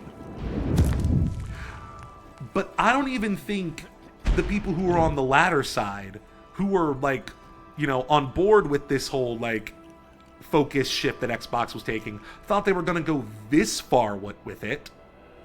I don't think anyone thought they were going to go to this extreme. Possibly getting rid of Arcane? Arcane? Never make another Dishonored game? Psychonauts. After they just brought that franchise back and showed that people actually wanted it. And don't give me any of that, oh, well, these companies weren't making enough money or they weren't making enough games. Really, whose fault is that? When it's one thing if one or two of your companies are lagging behind. If all of them are, or if a huge portion of them are, that's a problem that goes to the top, okay?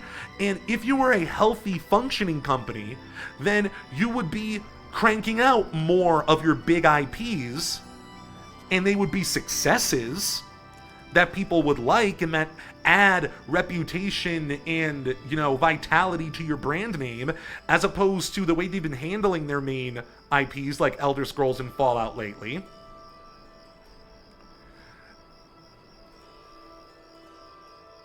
Because this is what happens when you're trying to monopolize and when you run your company like an idiot.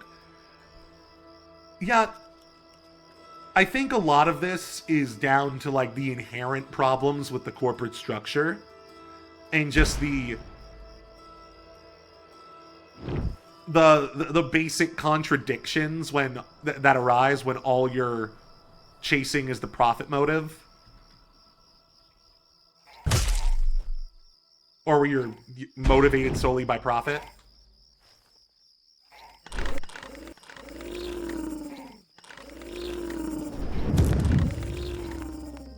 And it's funny because at the end of the day, you don't end up making more profit when you focus on the stuff Xbox focuses on.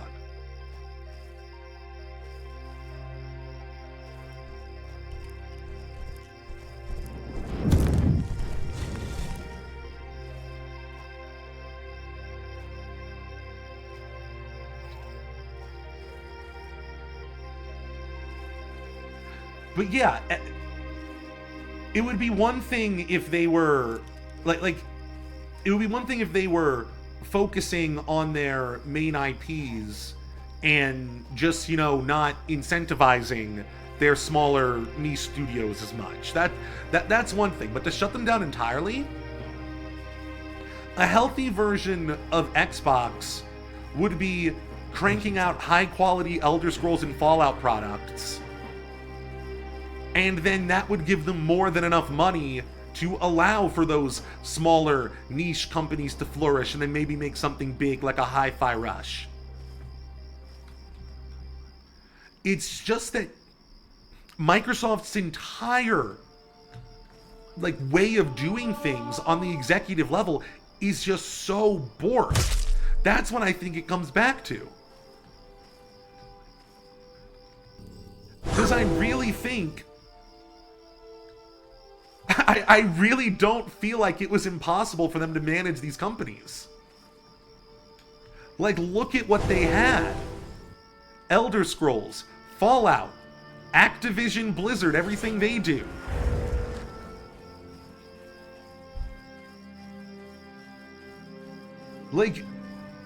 Any competent use of those resources should, you would think, allow you to basically have your cake and eat it too. Make those big IPs, make those big IP products, and then have some money left over for a Psychonauts 3. And then have a reasonably budgeted third Dishonored game.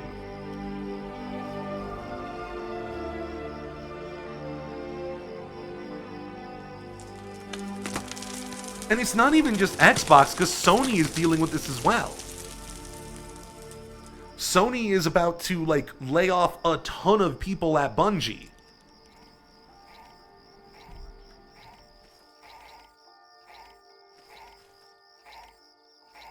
It's like, the people who...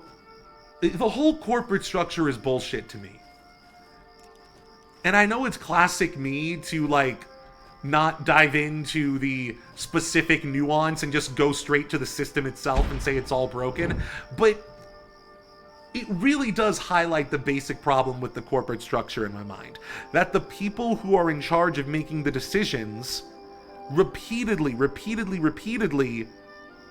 make the wrong decisions that fuck everybody over. It's almost like it doesn't make sense for, the people who are the furthest away from creating the product to be in control of the product in the way that they are. 3 blessings.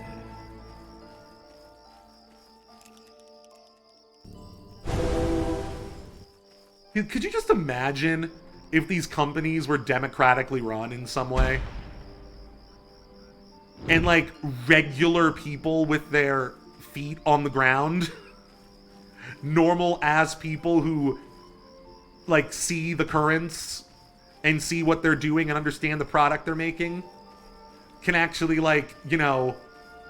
choose the people they want to put in charge who are, experts on certain things to guide the company in the right direction. As opposed to just having this, crazy authoritarian model where the money men make all of the decisions at the expense of everything else, and they end up being completely out of touch, corrupt, worried about everything but making a good product.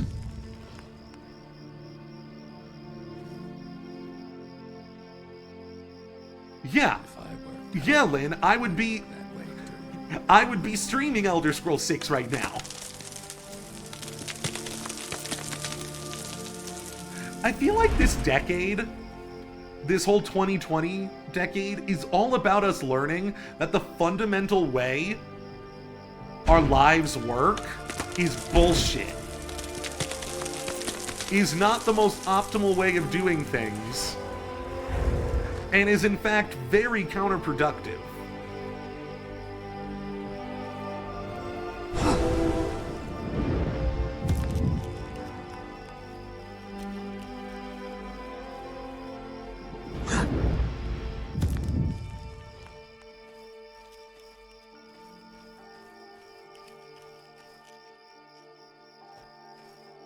I mean, I agree as well, Lynn. I mean, there's a term for it. It's called, what is it called? Capitalist realism? Something like that. The, like, basic assumption that people have in their minds that the current system is the final system that will ever exist, the closest to perfection, and all that's left to be done is to, like, work around the edges and, like, make it a better version of itself, as opposed to possibly imagining, like, a radically different way of doing things that might actually make more sense.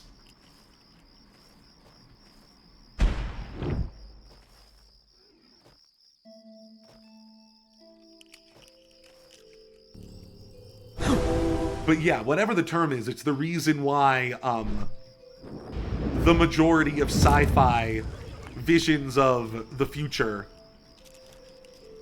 tend to have a remarkably similar economic system to the one we already have. Star Trek, I would say, being the obvious exception to that rule.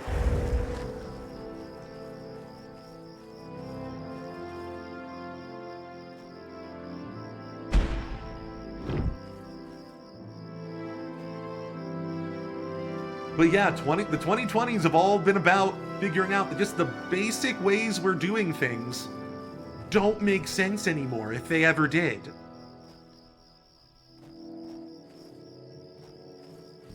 But yeah, to bring it back to Microsoft and Sony, if you just want to talk about AAA companies in general,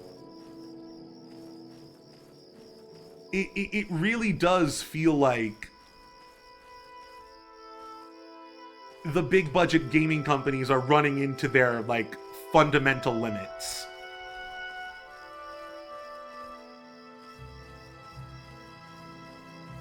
It feels like the way they've been doing things, their chickens are finally coming home to roost, I think is the term. What a pretty night. It's becoming unsustainable. And I've been talking about this stuff for years, and I know a lot of people have. Here it comes! Get away.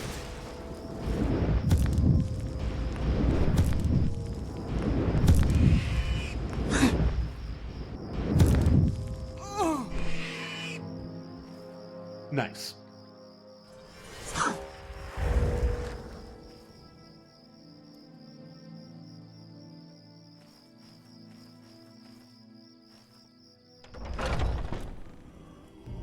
But yeah, Microsoft, Sony.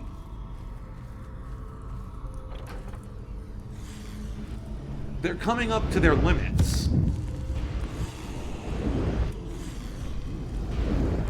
All that reliance on shitty live service games, in the case of Sony, most of which didn't come to fruition. The only one they're left with is something that was always going to be a niche game.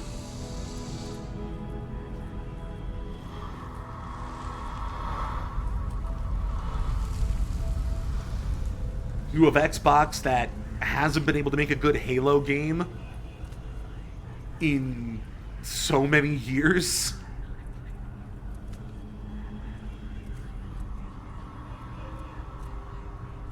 For the majority of Halo's existence at this point. Ow.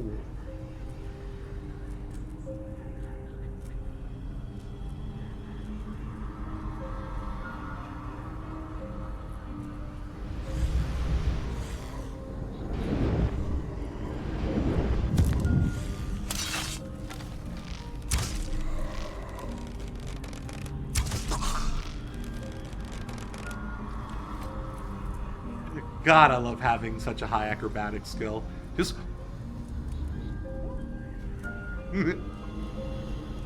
But yeah, it's just a clusterfuck right now.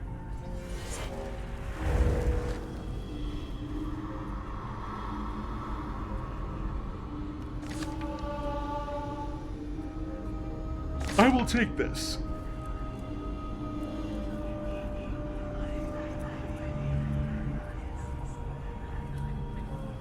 Is this everything?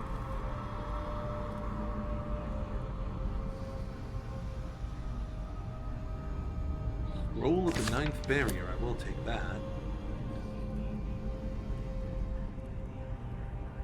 Someone been living in here?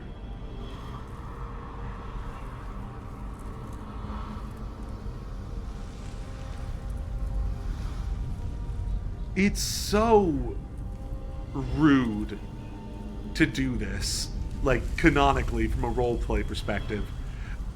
Whenever we go into these ancestral tombs, we're being so mean. Just attacking people's ancestors. Stealing. Straight up grave robbing. But, you know, I never said I was a hero.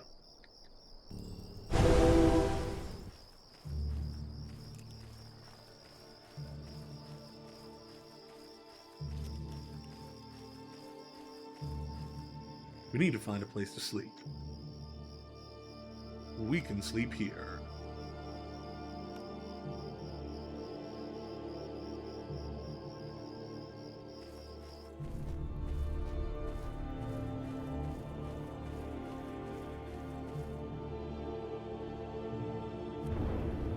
But yeah, it really is a shame.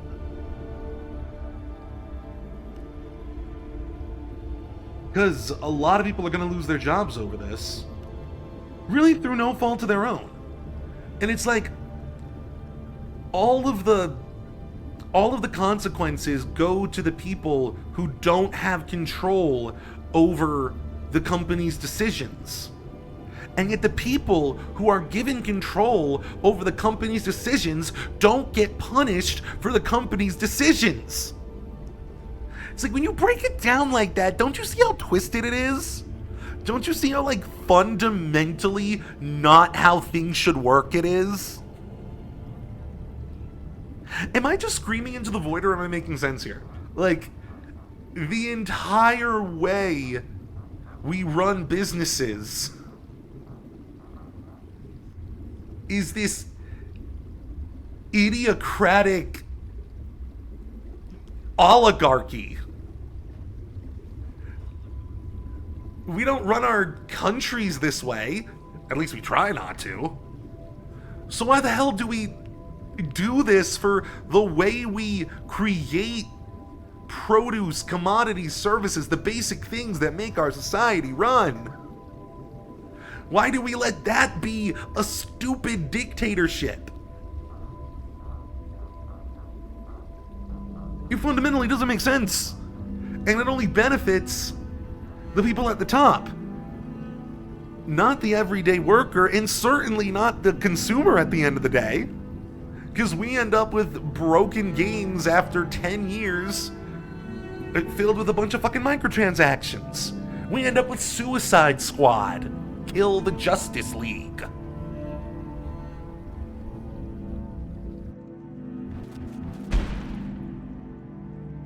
It doesn't make sense.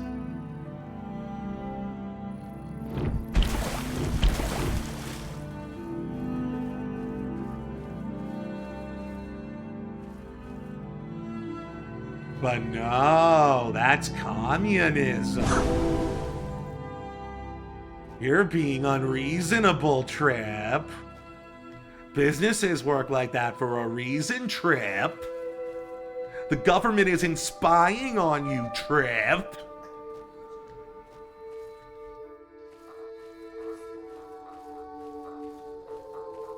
Foolishness.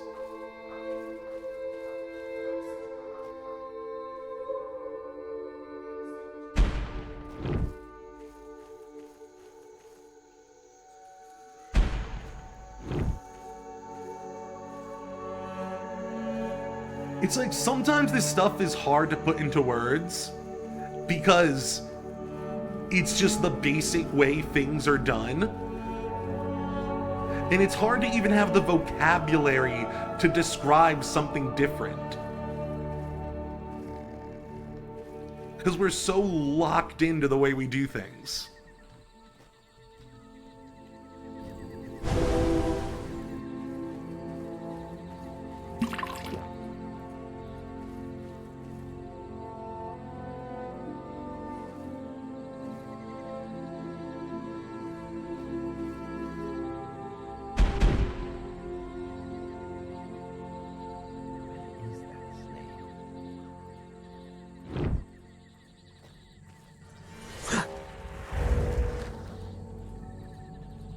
Oh wait, we didn't bathe.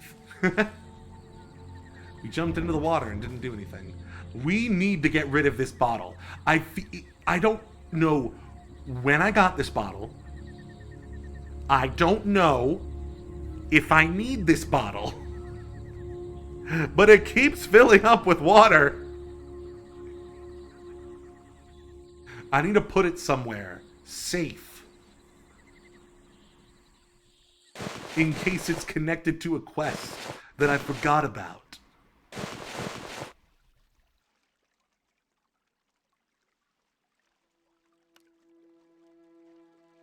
Bathe me, darling. Give me that ghost soap. This soap gives me a chameleon effect for a brief while. So if you notice that I'm translucent, don't be alarmed.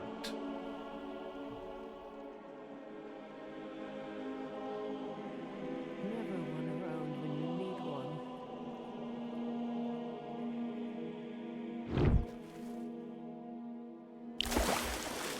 Stop spelling.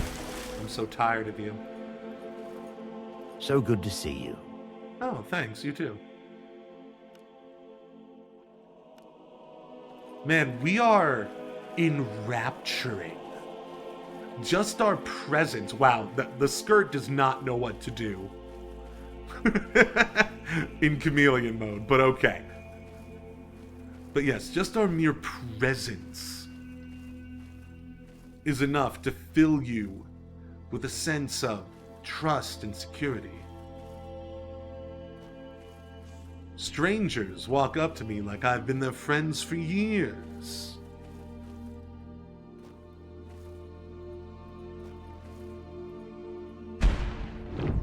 And how could you not love someone who's so good at hardcore parkour? Come on. Even if he does cheat a bit with some levitation here. So good to see you.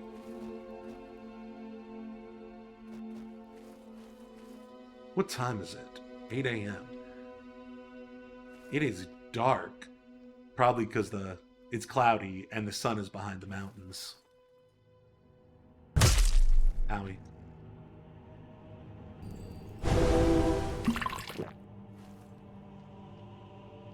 So good to see you. It is good to see you. Blessings, Sarah.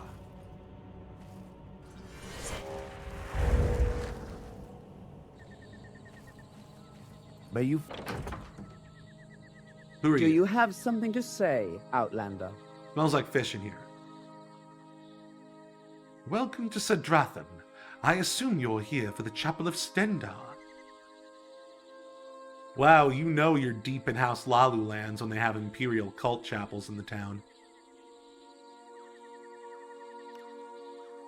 These are like the most imperialized parts of Morrowind.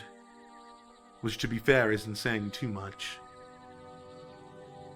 It's a good thing Vulum Telenith named his tavern after himself. Between the old age and the sugar, he would have forgotten his own name by now otherwise. Oh, I see. You're spreading those kinds of rumors. There are a few shipwrecks on the bottom of Lake Coronati, and because of the drog, I still don't know how to pronounce that, almost none of them have been looted. Ah, good to know. May you find all that you seek, traveler. Nice to see you, friend. Oh, hi. You're incredibly short compared to me. May Stendar bless and keep you always, citizen. I am Hiram, pilgrim and layman of the Imperial cult.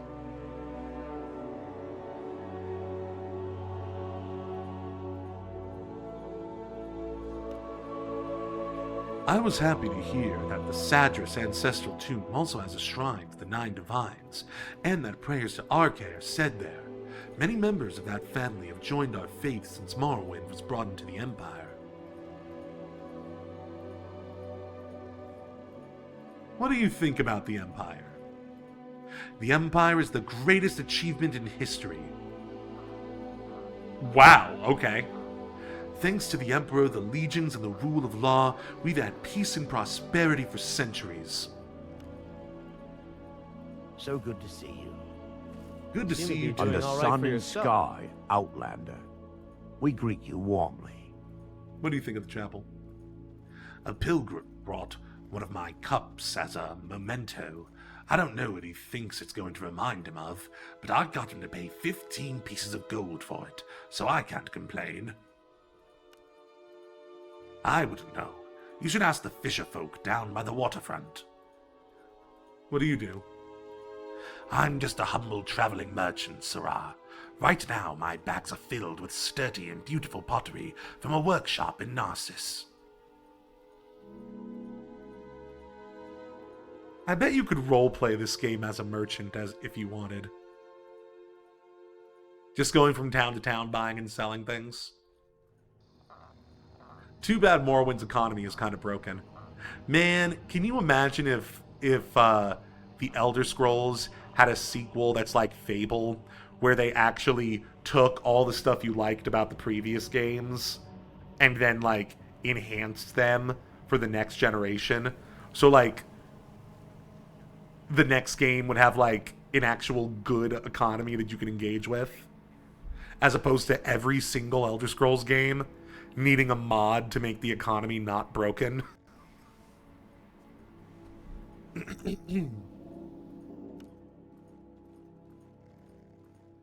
Let me take your soap.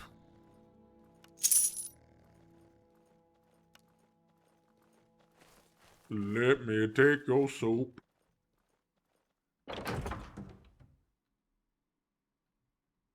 What do you want? I don't know, I'm just exploring. Welcome to Sadratham. I assume you're here for the Chapel of Stendar? Why does everybody assume that?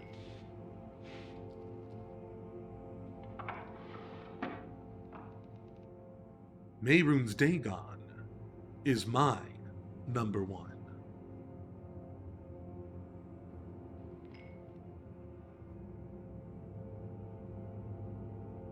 I will take this bug musk. We could always use more musk. God, we have stuff to sell. But you don't have money. Let's get to Narcissus. Savesies. We also need to eat. I'm so rich I can just eat a Daedra heart. Delicious.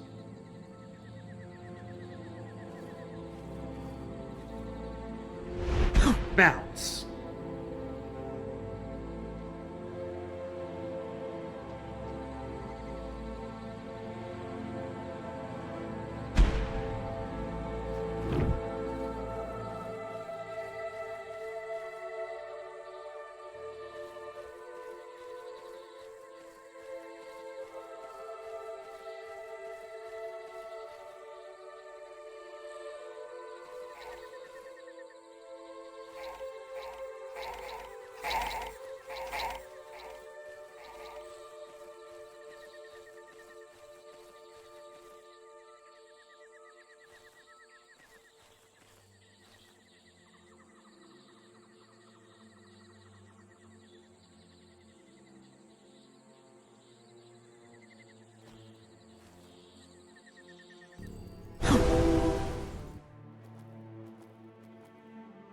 Oh, hello there. Where did you come from?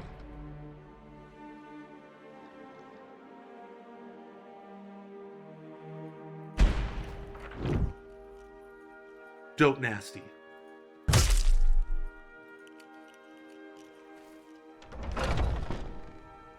Please What do you have want? money. Please have money. I just want you to have money. Oh, thank goodness. Thank you for having money.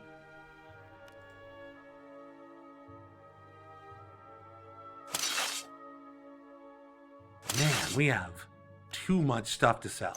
Well, okay, I can sell that to you. That'll lighten our load a bit.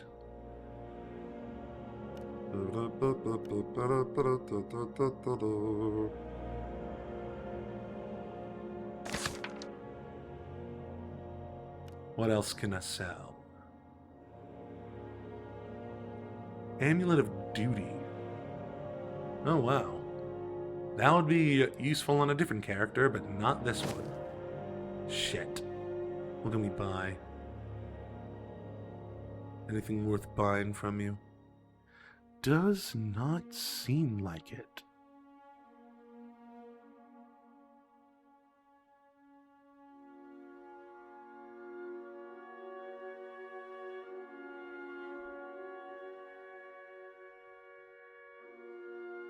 Alright, fine then. Ah, there we go, perfect.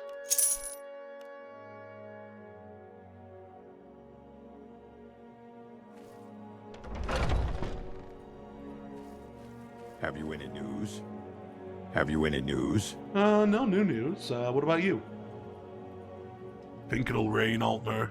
Best to make hay while the sun shines. There's more to the Grand Bazaar than what you see on the surface. The variety of goods and storefronts are great, sure, but it's an open secret that there's another entire market below the underground section. You won't find me going down there, though. Oh yeah, that's where I sell my drugs.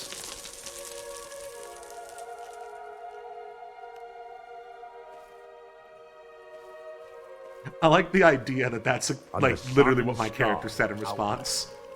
Oh yeah, I go down into the sewers and sell drugs there.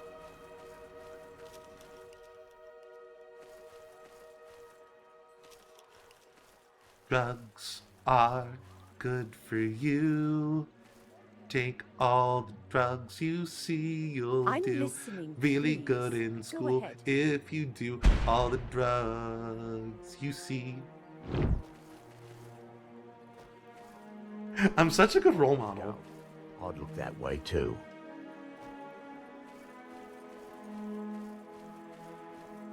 I need to be careful when I put stuff like that on YouTube. Because this will eventually go on YouTube. If you're one of like the 1 or 2 people who watches my stream reruns on YouTube, let me know if there's some kind of notice, some kind of disclaimer that's been added to the episode saying like, if you or a loved one have a drug problem, don't listen to this dipshit.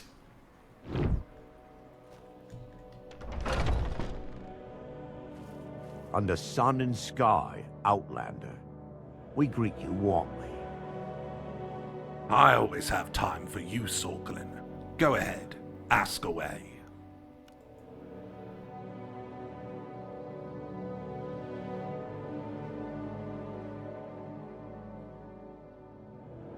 Damn, you sell all different kinds of ninja stars, but not a lot of different kinds of arrows.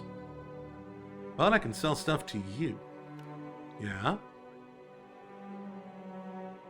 I really need to sell this glass staff and the glass dagger, but I don't think anybody here has enough money for that.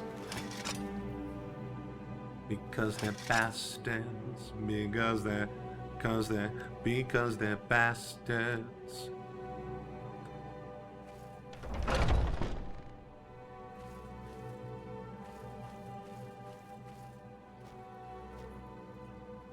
The Hackle Lounge. What's that? This like a smoker's bar? Welcome to the Hackle Lounge, Outlander. What will it be? Some Tana or Hackalo? Or would you rather have a drink? I am Coven Relathrin. I own the Hackle Lounge. Lounge. Is this a skooma-friendly bar? Skooma? I would never touch that stuff, or allow it in the Hacker Lounge. We only enjoy what's legal in the eyes of both Morrowind and the Empire. That was a trick, and you passed. A test, rather, that you passed. Yes, of course. Hackalo is nourishing and perfectly safe to eat.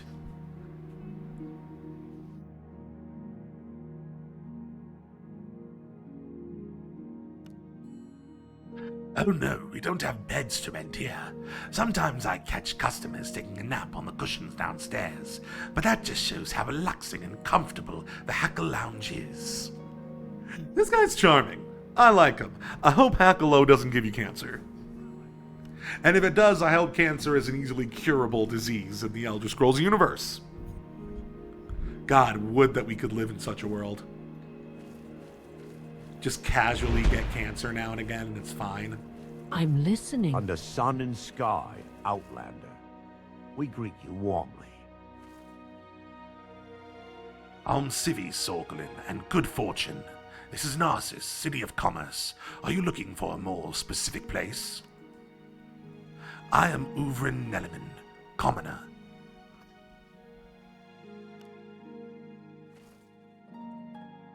I don't believe I've seen an Altmer with such a grand outfit in some time.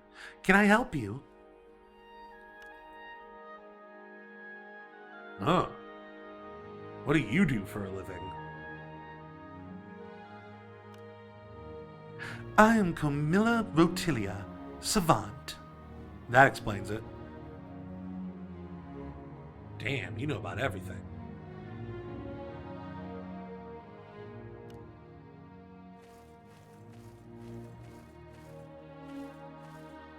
Tell your friends about this place. Oh, don't worry, I will. It's very cozy. A little messy, but, you know, it happens.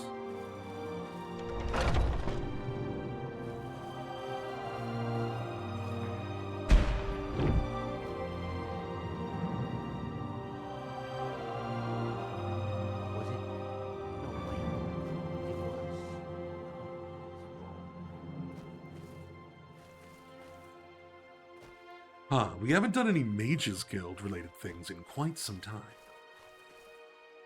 Speaking of which, there's something I noticed about the Mages Guild that I want to look into. Oh goodness. Let's see if we remember which tower it is. One of the skyscrapers. I think it's that one in the distance.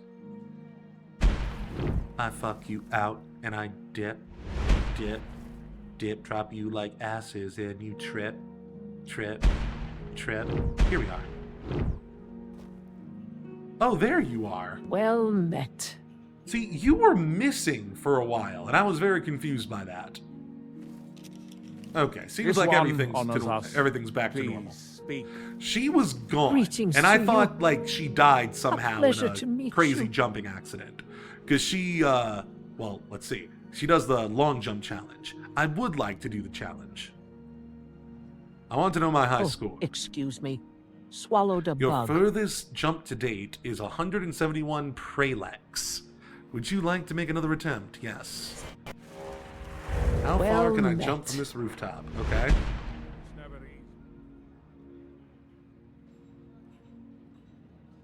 I could do better than that.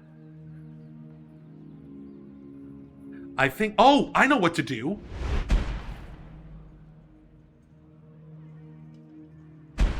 We use the, Scrolls of Icarian I could take Flight. any Telvanni mage in a fair fight. Oh, it's you. Can I help you? God, I love this game. I love that I can just casually do this 3D movement. Just because I've been trained to be able to do that. I decided to express my character this way. Really. Okay.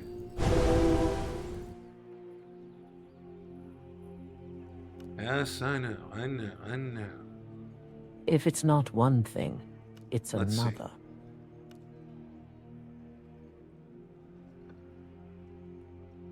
So we have the Scroll of Icarian Flight, yes? We have 3 of them, in fact.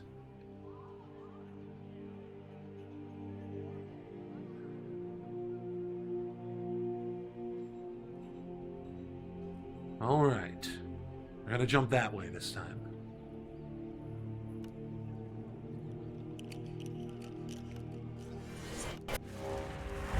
Greetings to you.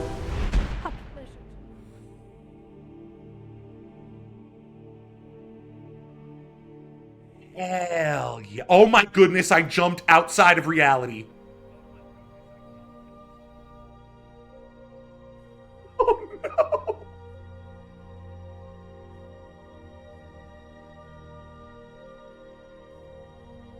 I've broken free of the veil of space and time.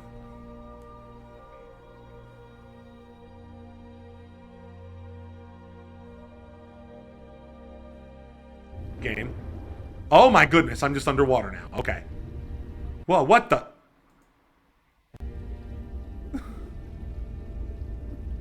Okay.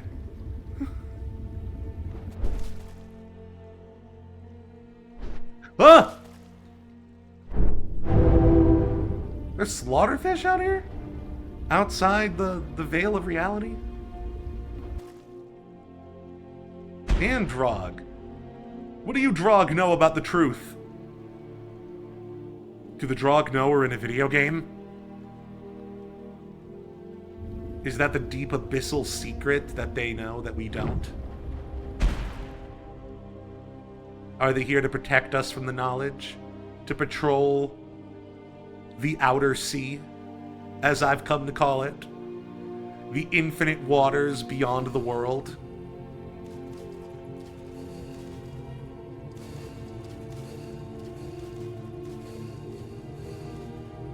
Get me out of here.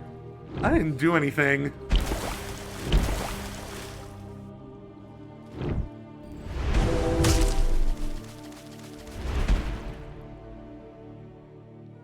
This was not the best direction to jump towards.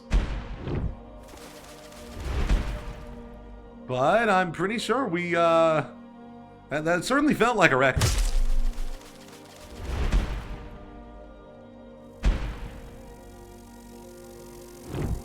We've returned. We've returned to the waking world. Murder. I said murder!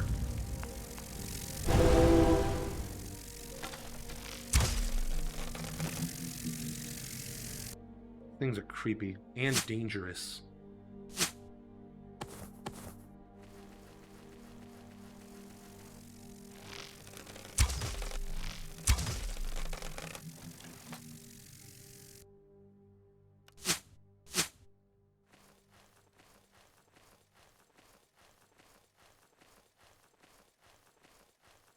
God, it's a hive. Those hives are so nasty, and yes, you can go inside.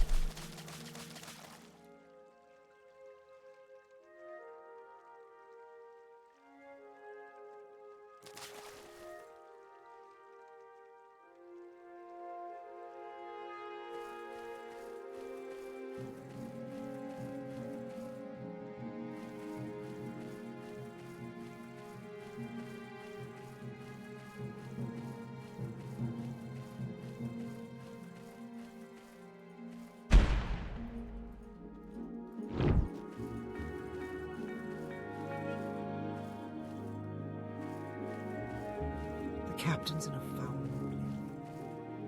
Whatever you want. We still have things to sell.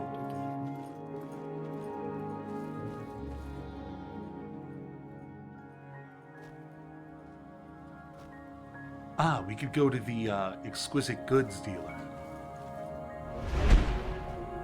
He's got a bunch of money. And he lives right here. We're getting to know this city. Care to trade? Excuse me, Sirrah, but aren't you the arena champion? Wow, your fight with Stella Adrin was the talk of the town. What do you need from me? Oh, hell yeah. I need to sell things to you. And I know you won't give me the best price, but I need to offload this stuff. Baby, let me offload you.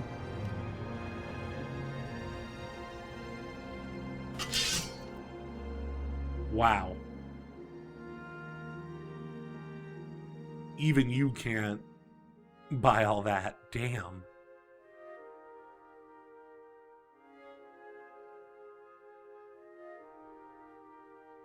This is the heaviest thing I'm carrying by far as well.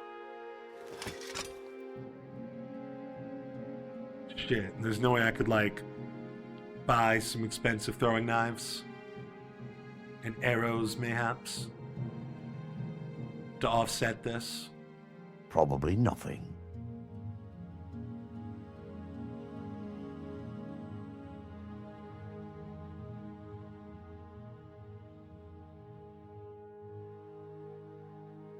You sure sell a lot of stuff. And a lot of this is stuff I've sold to you. We could buy these arrows. That did not even put a dent in it. Ebony throwing stars? That'll do it, I guess. These things are insanely expensive. I don't know anybody else who has more money than this, so I think we're good selling the Daedric Daikatana. That is crazy. We're gonna make a battle mage character soon, and he's definitely gonna be using stuff like a Daedric Daikatana. But in the meantime, we must sell.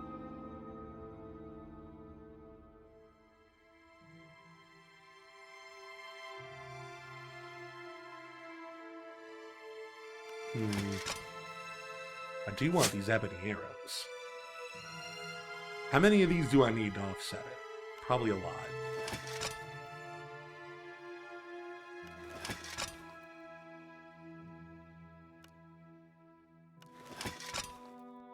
These things are so expensive, it's hilarious. Go away, Stream Boo. I do not need you. Wow, we've already sold the Daedric Daikatana. Imagine finding 2 of these things in your lifetime.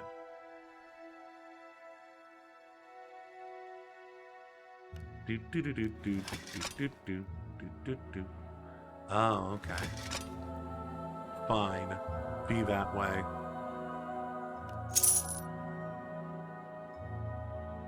We still just made a lot of money. Who's this Ralvam Turil? I'll give you this, Outlander. He took the... Oh, this is another one of the, arena people, I thought. I'll give you this, Outlander. He took the loss better than I would have expected. Your insolence didn't do as much harm as I thought it would.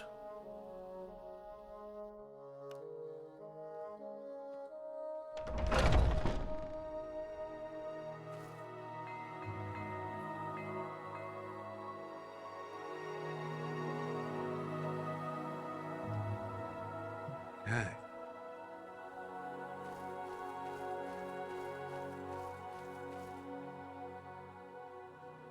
I wonder why the ebony throwing stars in particular are so expensive. Oh, maybe because they're fully made of ebony as opposed to the arrows where it's just the tip? Maybe that's the idea?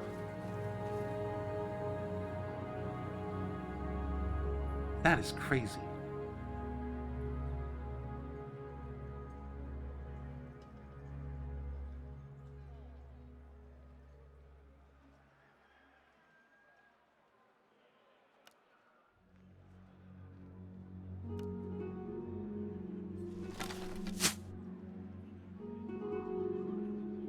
They look cool, though.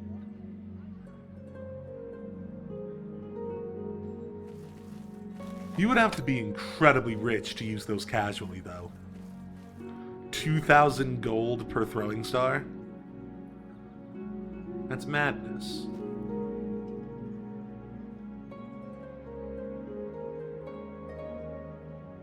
Game. I know you have trouble in the cities, game. In the big cities. You can do this, game. I believe in you. Believe in yourself. Believe in the me that believes in you. Don't sell yourself short.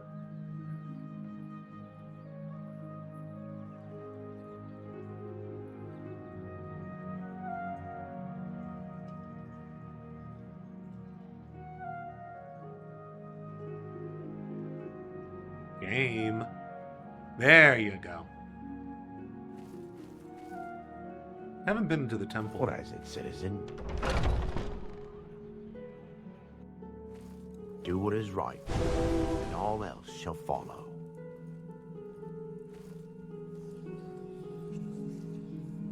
Welcome, Outlander, to the Eight Bones Temple.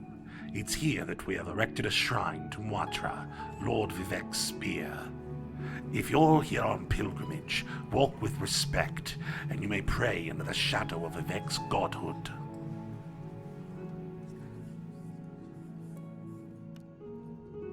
Moitra is placed on a pedestal in the temple's dome. The faithful are allowed to venerate it there. So, long story short, Moitra is Vivek's spear, and also symbolically his penis. I honestly wasn't sure it was an actual, literal spear.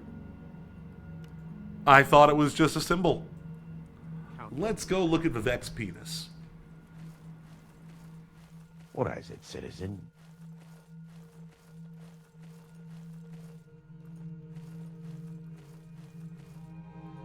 That it's in the dome, right? That would be like above us. I've heard a lot about you. Somewhere.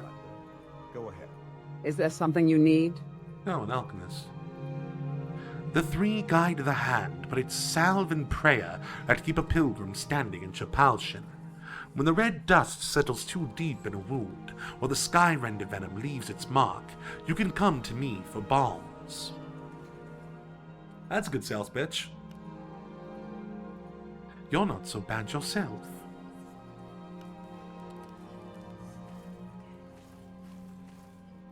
Man, I really hope Wealth Fable's beyond good. measure, Outlander. You're a Nightblade on the make. That's plain as day. So, what can I do for you today? I am Varel Cedrian, priest and curate of the temple.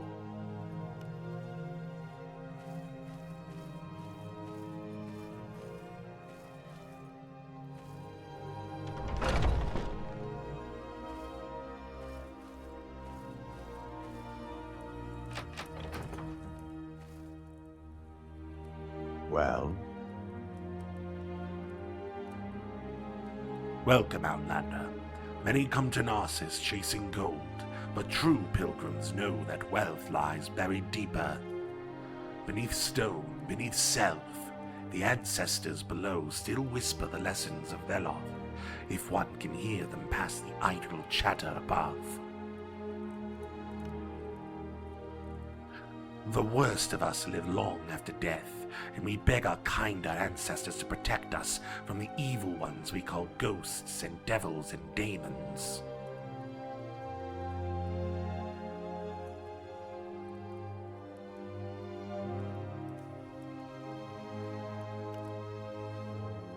We have received another large donation for the poor from a wealthy pilgrim from Silgrad.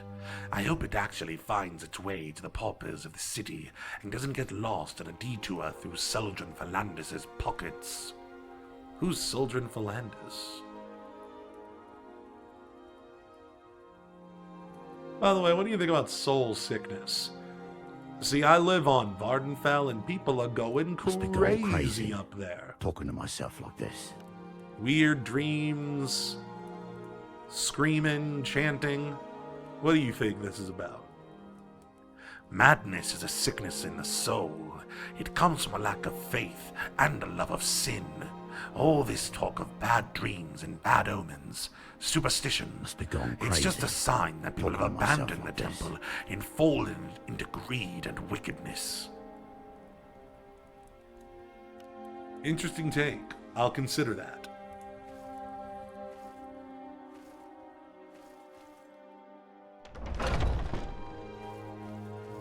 I still have yet to see Vivek's shiny, long penis. I'm on a religious quest. Wealth beyond measure, Outlander. To see the dick Go of ahead, God. Outlander. What do you need? I think I can hear it. Can you hear it? I can hear the divine chords and melodies of a sacred penis. Do what is right. All else shall follow. I Whatever you come want. to worship at the feet of the sacred penis. What words do you have? Everyone bow in reverence to it. Oh, now I remember.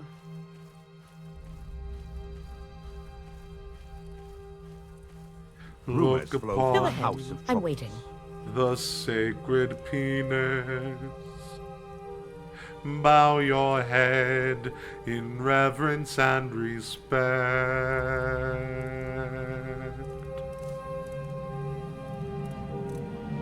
Oh, now I remember. Wow. Absorb health, absorb fatigue, silence, and damage strength. That is pretty crazy. I would love to steal this.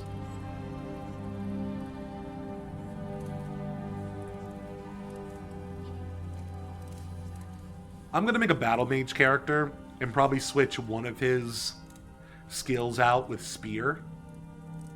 And we're gonna do a spear wizard at some point. A spear battle mage. There's so many cool spears in this game.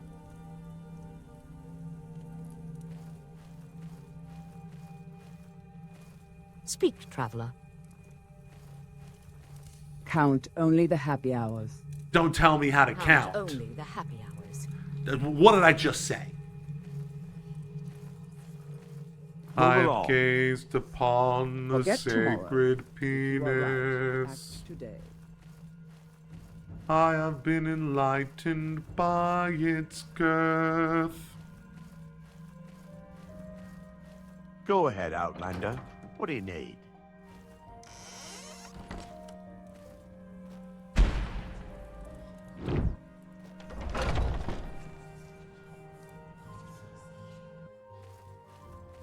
What is this about?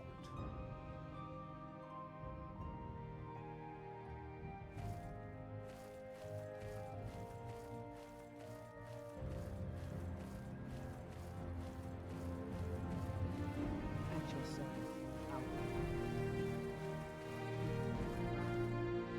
La la la. La la la. La la la. I'm so tempted to join House Lalu on this playthrough.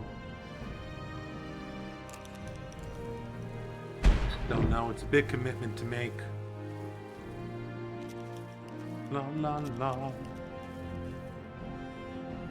La la la.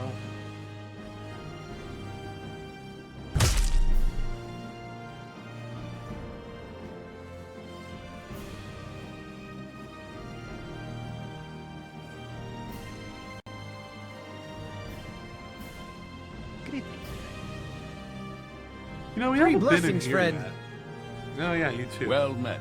Do you What? have something to say?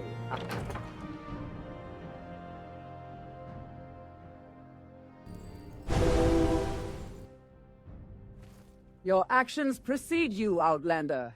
I've heard good things about you. Good to know. Don't mind me. We're just here to keep an eye on things. Oh. Man, I'm so popular now that even the Kamanatong look at me and they're like, I can't hate him. He's not so bad once you get to know him.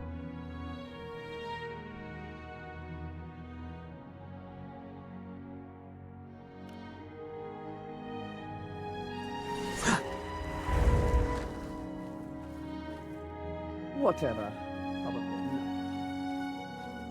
What can I do for you, friend? You seem to be doing all right for Greetings, yourself. Outlander. What can I think do I've for heard of you? you before. Trouble finds Where the is that careless. slave? Oh, now I remember. What can I do for you, friend? Ah, welcome. What is it, friend? Greetings to you, Altmar. Have you come to experience the Castle Brothers live on stage? We, that is Robert, Antoine, Gaspard, and David, are a traveling troupe of entertainers.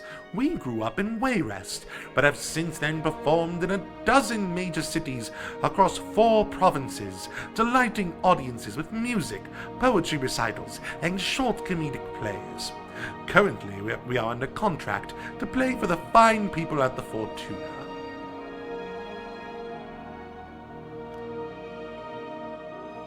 If a few words can help, I'd be happy to talk. Welcome to Narcissus Sorklin. You must have some questions. Looking for someone in particular? Trying to find a specific place? Want the latest rumors? Just ask. You don't seem to have anything worth talking about. What is there to do here? Welcome to the Fortuna. What can I get for you?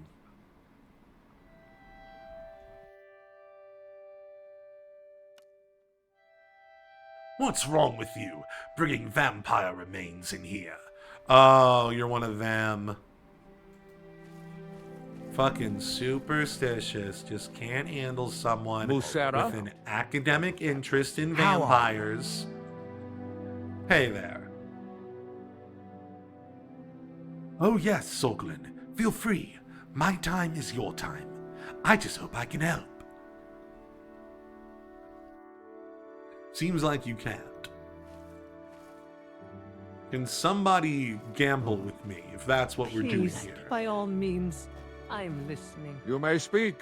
Whatever you want, within reason. What is it you do? Ah, an agent. Of course. Please, feel free. Talk at your leisure. Yes? Is there something you need? Greetings, Nightblade. Would you like to play a game of 36? I could use a round or two, but the table below is too crowded for my tastes. Sure. I think I remember how to play. 100 septums.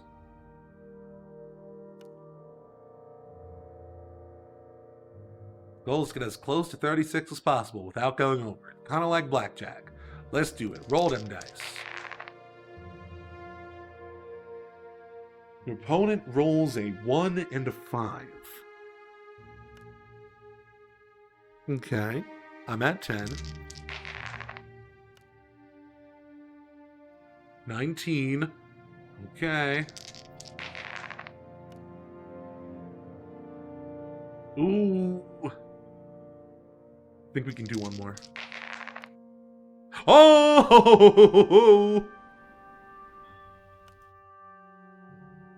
I think we won at the game of 36.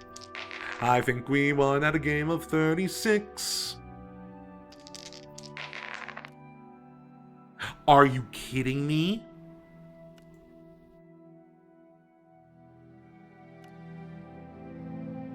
We tied! We both get our money back. Here's your 100 gold.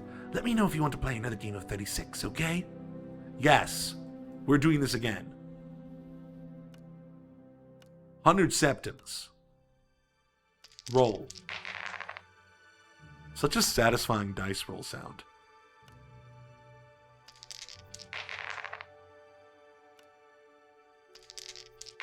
More. More. More. Oh, stand. Ha ha! Ha ha ha ha! Hooray. What do you want, Outlander? There, we did a gamble.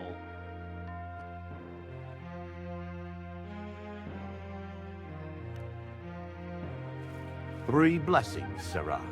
Yeah, you too, dog. The road. Any quests going on around here? Anytime, Your friend. actions precede you, Outlander. I've heard good things about you. I hear that a lot. Oh, you're another one of the guards. Welcome to Narcissus, Sorglin. I got nothing unique to say. You clicked on me for no reason. I serve no purpose in this world. But I am a rogue. What can I do for you, friend? Greetings, Outlander. I think I've heard of you before.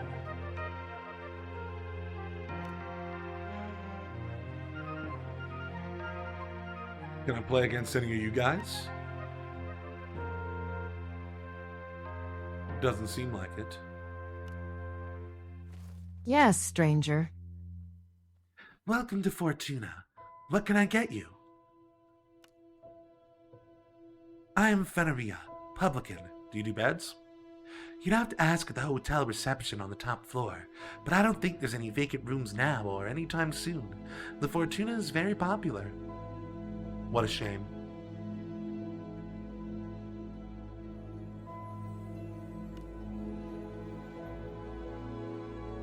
Wow. Why are you all so sussy baka about my vampire dust? Why don't you trust me? If I ever see him, he's in so much trouble. So good to see you. Balu Dumarainul Ahi. Baladumarainul Ahi. Baladumarainul Ahi. How you doing, Baladumarainul Ahi? May the wisdom of the waste be with you always, honored Outlander friend.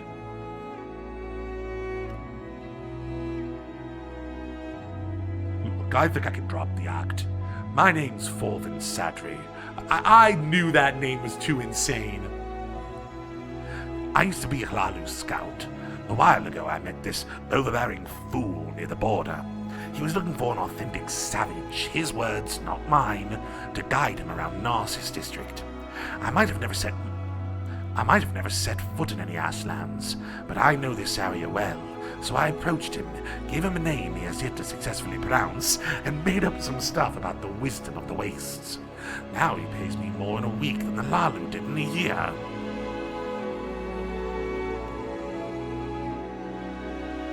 The furthest north I've been in my life is Llanoek. By the time Emiliano makes it that far, if he ever does, I'll slink away to go back to being Forvin Sadri, but a lot richer.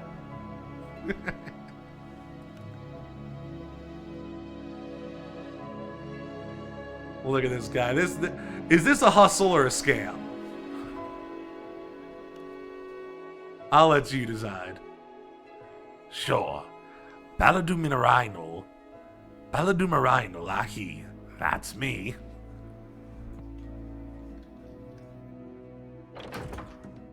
Who's this Emiliano? Greetings, Altmer. How may I help you? What are you doing in my room? I am very tired from my latest expedition and need to rest. I will not waste my time in Morrowind talking to a common tourist like you. And what are you? If not a tourist. Oh, I guess you're not a common tourist. Bitch. I should kill you in your sleep, but you might be interesting in a quest later. So keep in mind, the only reason you're still alive is because you might amuse me later.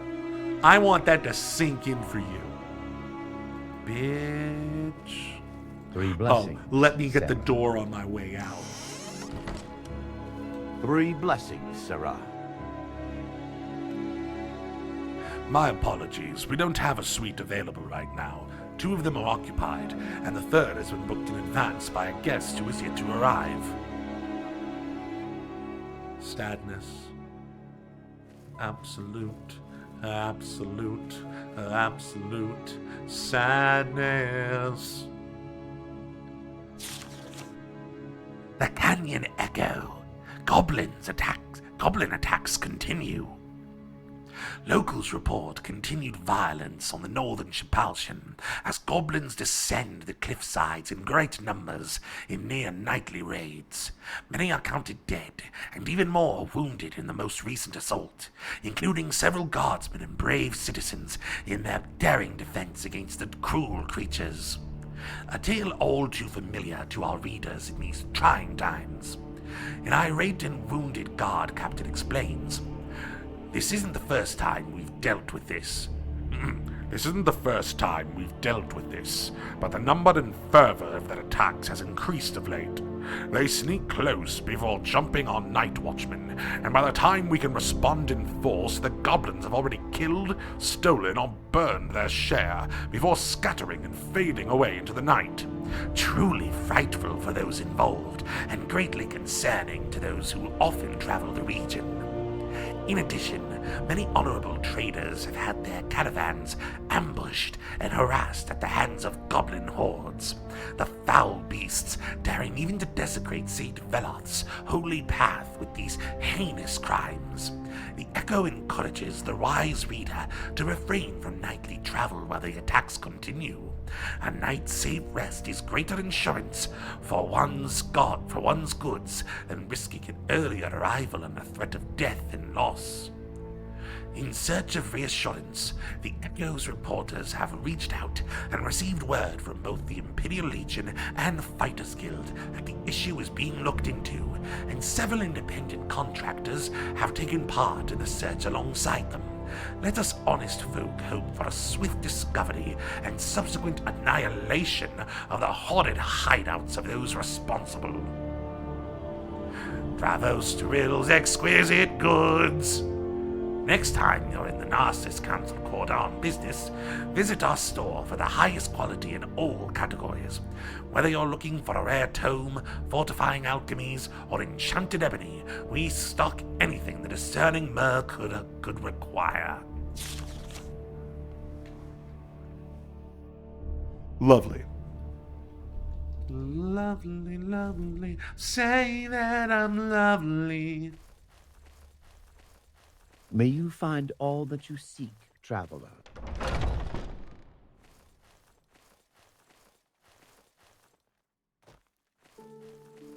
How does the day greet you, friend? What was that song? You seem to be have doing all something to right for say? yourself. That's one of those songs that, like, is in the earliest parts of my memory. Before I even, What like, do you want? You seem to be doing understood all the right for concept yourself. of a singer making can I a do for song. Back when songs were just fun noise.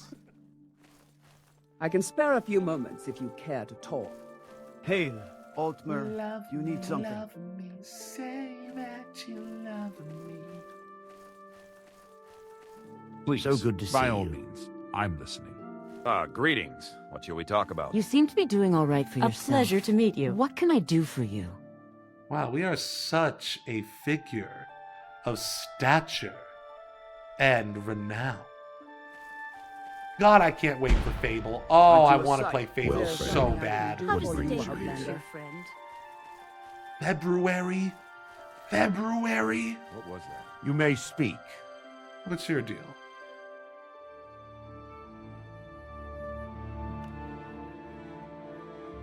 I am Ilvil Moondrethi, noble and kinsman of the great house Lalu. To hell with them all, always sneaking around our plantation. At least I don't have to worry about them while I'm in Narcissus. Who are the Castle brothers? It was funny when the old one pretended to trip over the drum and fell off the stage. Come to think of it, he might have actually just tripped. Oh, they're the performers. What's the latest? Dorilla Lorano, do you know her? She's the head of the Farmers and Laborers Hall. Anyway, she's been riling up a lot of people about foreign influence and Narcissus. Yeah, she's really reactionary. It sucks. On one hand, I'm like, yeah, power to the working class. Let me see if I can help her out. And then she's like, get the fuck out of here, Outlander, you subhuman scumdag. Not a lot of class solidarity. Led a protest against imported Western goods in the market quarter a while ago. There hasn't been any violence so far, but things will come to trouble. You can be sure of that. You're from the Moondrethi plantation.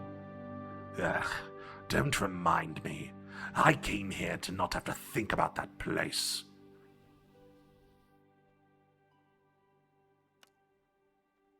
Oh yeah, you already told me that.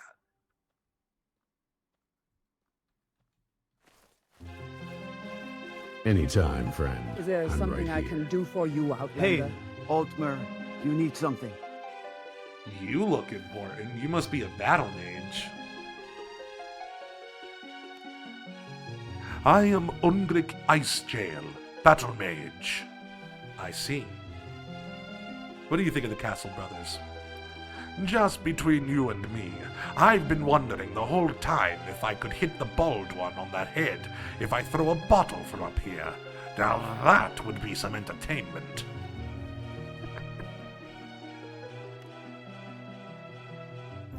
This is fun. It's like being at a like a show at a Renaissance fair.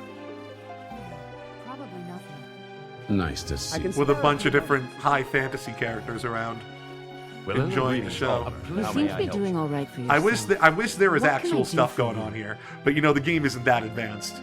If this were like Fallout New Vegas, then there would definitely be some dancing and jokes and stuff going on. Please, by all means, I'm listening. I'm so bad at 9 holes. No. What game are your companions playing?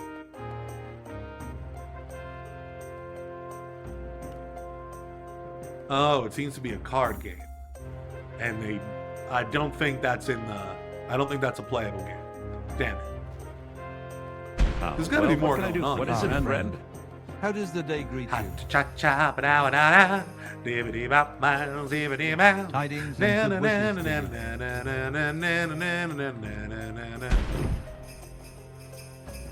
Welcome. Care to talk?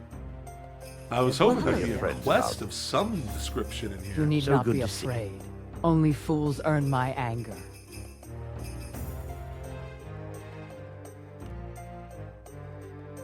Zugralargak, noble. Fascinating. I can spare a few moments if you care to talk. Is there something I can do for you? What do you want, Outlander?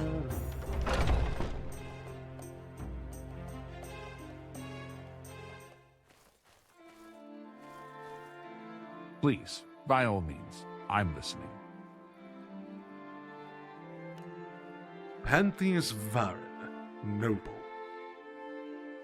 Lot of Hello. self-described important people here. Oh, hey there. You also a noble of some description? You're the arena champion, aren't you? Wow!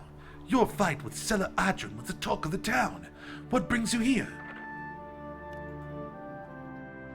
I'm Heihail, noble. I see.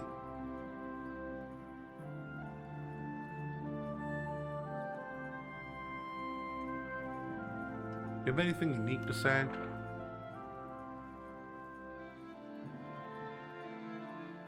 Oh, you do? They have no sense of humor and always take themselves very seriously. They look down their nose at all the other races, particularly Khajiit and Argonians, which they treat like animals. And what do you think about your own people? We're small, sharp, and smart. We love wild creatures, wild beauty, and wildlife, unlike our dull cousins. We are not very polite, but don't have to be. since we shoot straight and run like the wind. That's a way to live. Narcissus is a big city, Outlander. If you're here to shop, you'll have no difficulty finding your way around. There are shops around every corner. If you're here on business, you'll probably want the council quarter, the plateau at the center of the city. If you have trouble finding anything, just ask around. Most people will be happy to help.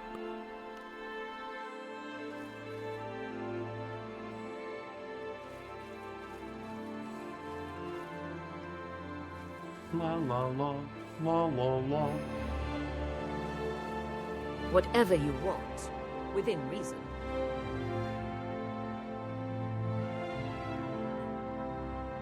My goodness.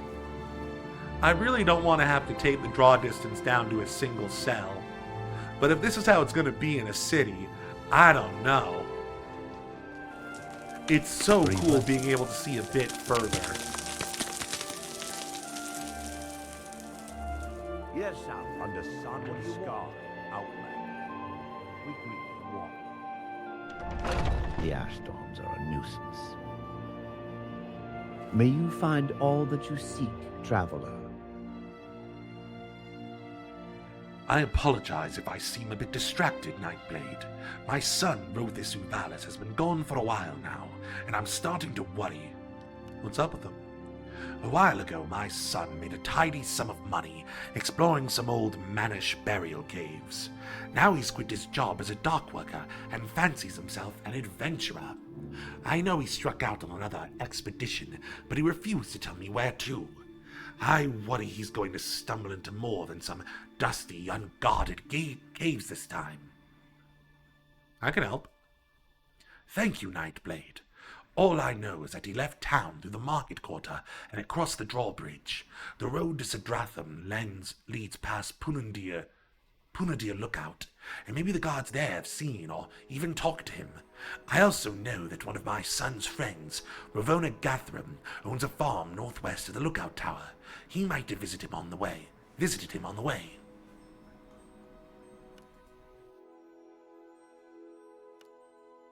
I see. Let me sell you some jewels and gems. We have so many jewels and gems.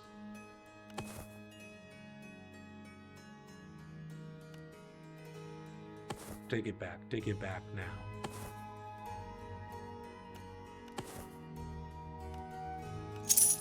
Nice.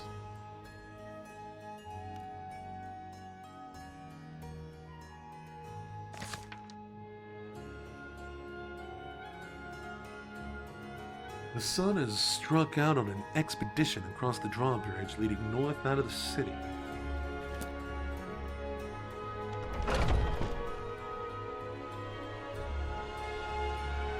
We did say we were going to do some Mages Guild stuff, but this seems a bit more urgent. May I help you? So that's the drawbridge leading north out of the city. We need to look for some place called Punandir Lookout.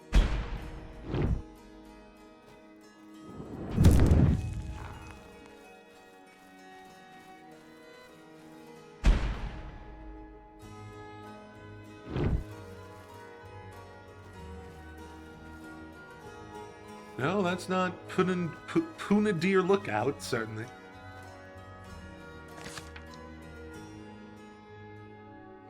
On the road to Sidratham. Okay.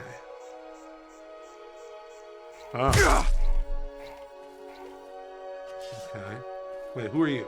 Who's coming at me? Looking for a fight. Just walk away. Don't push me. Or I'll break your legs and you can crawl away. Screw all of you, I'm not gonna listen to you. Hey.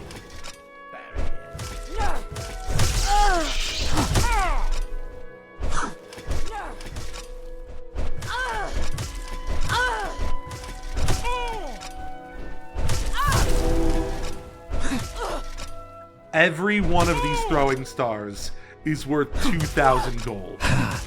You're afraid. You should be. You tell me if it was worth it. Fight like a coward.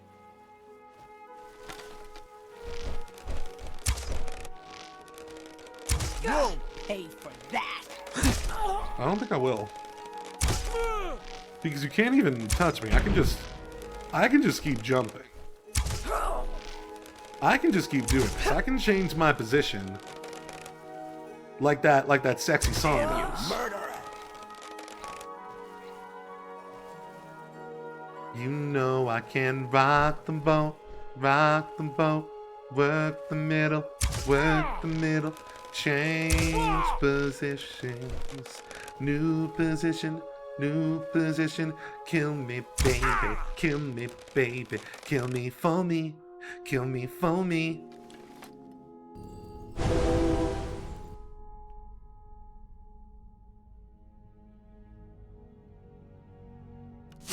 Those guys were pretty strong.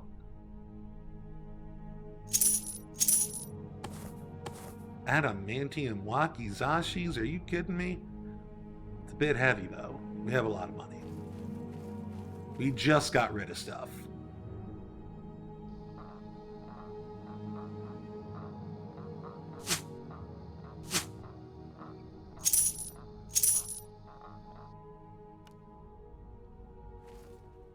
Stroke it, baby, stroke it for me, stroke it for me.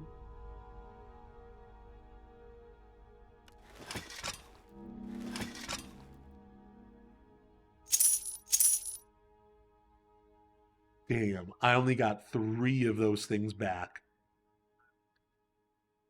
It is very not worth.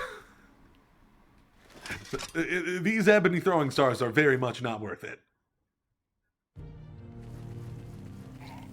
But they look pretty.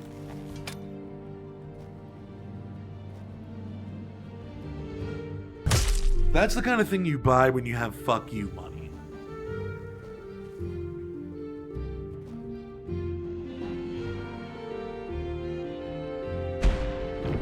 And we're rich. But we don't have fuck you money.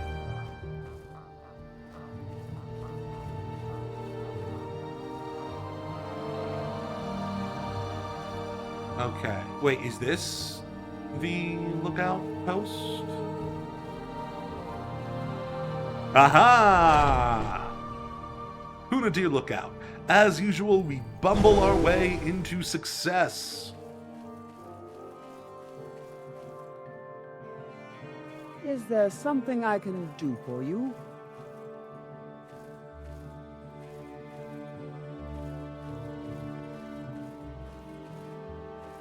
Go ahead, Outlander. Go ahead, Outlander. What do you need? Oh yeah, I can ask any of you guys. Sorry, I'm so used to, like, not considering you as people. You're just nameless NPCs to me. I'm sure you understand. Your lives have no meaning. Except for when I commit crime. Maybe I shouldn't tell them all that. Could really mess with their sense of self-worth, you know. Can you tell me about Rothis Uvalis? Rothis Uvalis? No idea who that is. No one fitting your description has visited our tower recently. You should try asking at that farm his father mentioned. Head down the path from this tower and then turn right. It's not far. Okay. Down the path and turn right.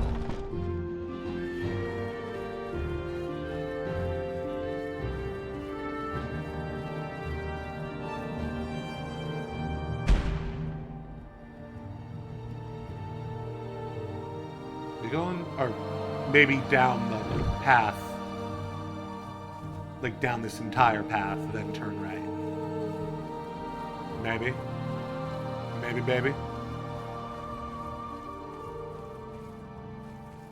I think I see something. I think I see a farm. May you find all that you seek, traveler. I think I have found part of what I see. Every time I go to Narcissus, Outlanders are running their mouths about how disgusting guar milk is. I bet most of them haven't even tried it. Are you messing with me? Because, see, some people say guar milk. Okay, here's what I know. Guar milk isn't milk, because guar don't make milk. So what am I left to think guar milk is? If it's not literal milk. I'll leave it there. Rothis? Yes, he visited me on the way. He said that he plans on either exploring Hloranda, the stronghold just west of here, or Zernatal, the Velothi tower on the hilltop behind my farm. Is something amiss? I hope he's okay. Me too. Me too. Guar hide hell. Interesting. And guar milk. Okay, I think I'm good. I think I'm good without that. Is it alcohol? Why does it both give you positive and negative effects? I'm so confused.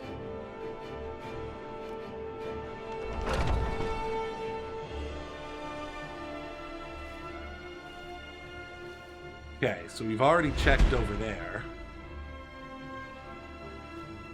Well, I mean, we haven't thoroughly checked it, but we already found this place.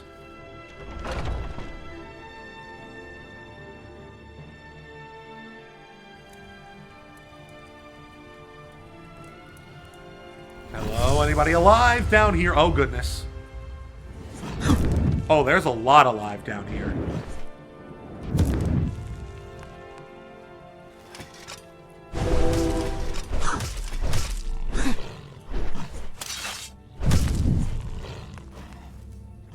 Murder.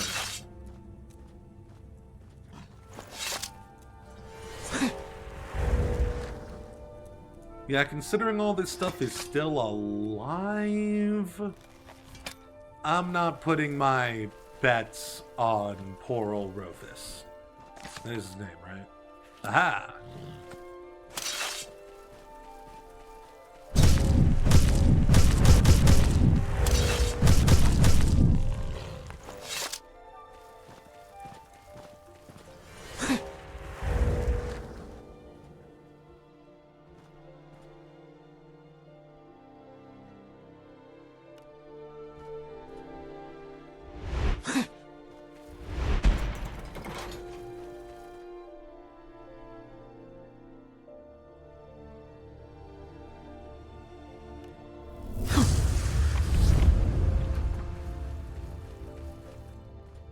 Okay, you're a different kind of Daedra. We've seen these guys before in Telvanni territory, I think.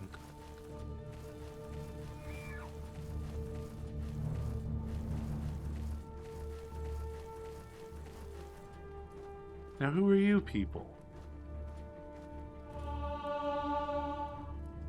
My sneak skill just increased to 100. That's nice. You friendly? Hail, Altmer. Do you need something? You will die when you Nope. Nope. Okay. See, I don't even know why I gave you a chance. This is what happens when I decide to be merciful.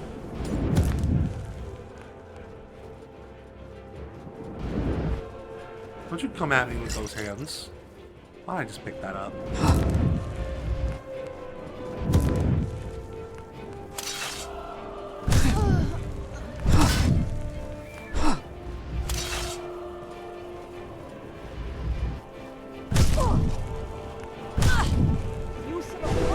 Damn Bretons and your resistance to magic.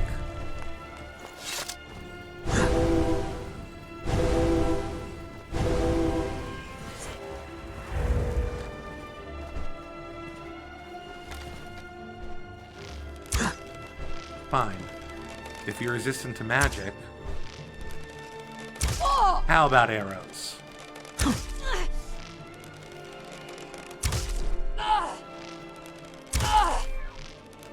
It's such a rude strategy. Firing you with arrows, jumping over your head, and firing you with more arrows.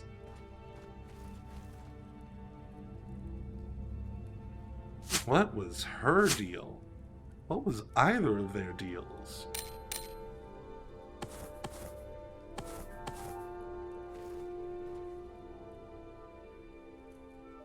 I'm not carrying that. What? Ooh, Zernatal prison key. Ooh, maybe our friend's alive. Maybe our friend's alive.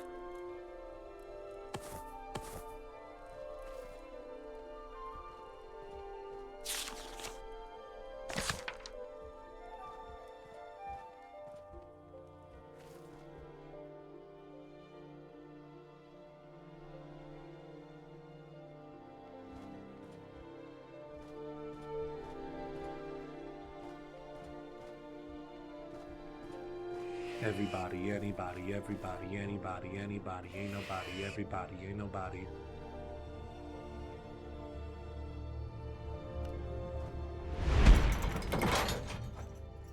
I will take that. Will I take that? Oh my goodness. Yeah, this sure was hastily made. 80 to 120 bonus. I mean, we gotta try it at least once, right? That's absurd.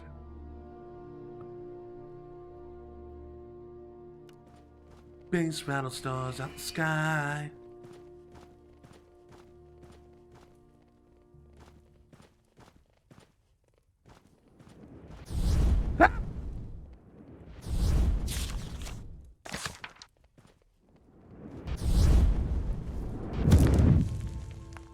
Oh, you're not even that strong. Absolutely pathetic. And you don't seem to be resisting, or reflecting, rather. Morphoid Daedra. I keep forgetting that's what they're called.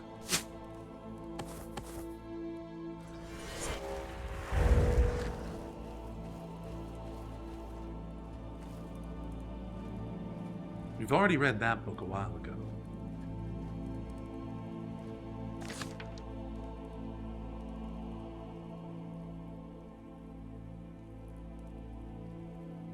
This will be interesting to read later, I think.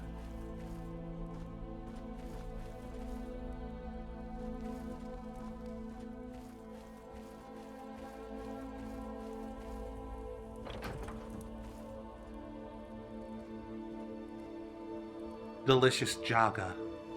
Fermented pig's milk. See, now that's a real drink. I don't know what any of this Guar's milk garbage is, but where I come from, jaga is... Oh my lord! The fuck are you, you fucked up claymation freak? I think we've seen these guys before, but not for a while.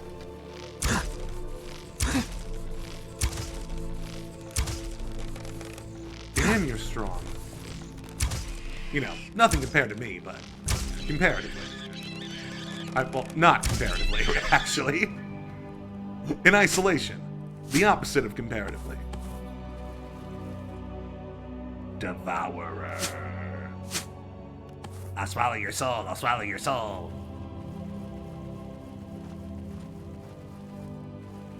This is too easy. Oh shit.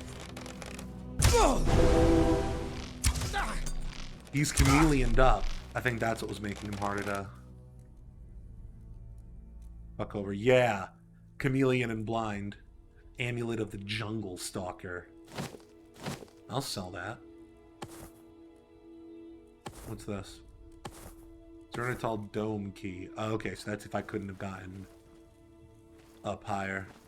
We need to find the prison. Okay, here we go.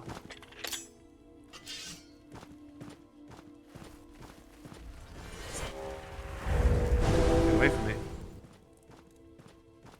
What did I tell you? Oh, you stop blocking. I don't like that. I don't like when you block. Oh, you're reflecting. That's just great. Ooh, but when you don't reflect, it does so much damage, which is why I'm so tempted to cast spells anyway. Oh god!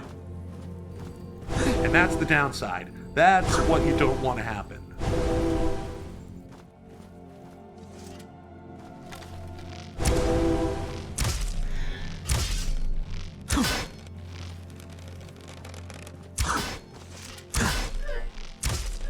Yes.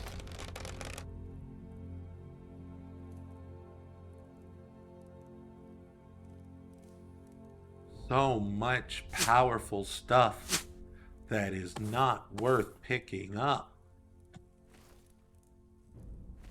Okay, let's go down here.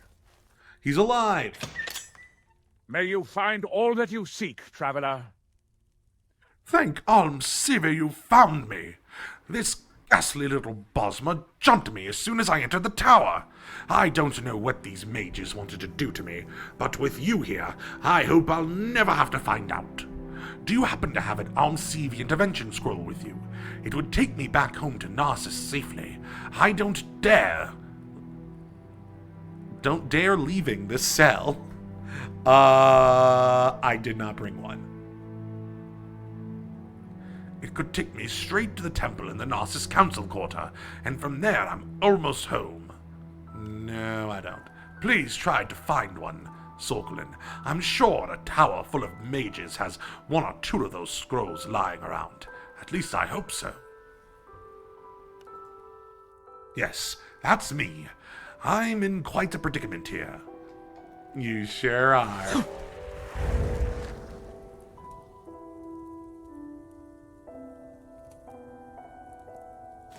Make it quick. Show me your dick. Your dick. Your penis, please show. When did I even pick that up? Penis. We've picked up a lot of random shit that we didn't mean to pick up. And we don't have any Alm Siva intervention. Oh my goodness, do we? Oh my lord. Under sun Look at and sky, my butt. Outlander, we greet you warmly.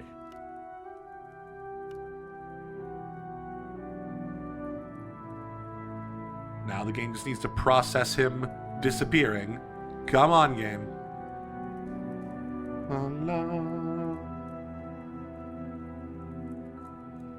Thank you for the scroll, Nightblade. I'll get out of here now. Meet me in my apartment in Narcissus. It's in Brother Hyde's apartment in St. Philith Quarter, 11th floor, near the roof.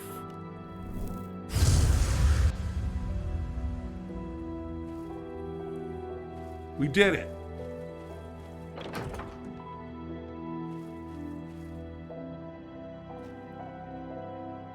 Town isn't even that far away.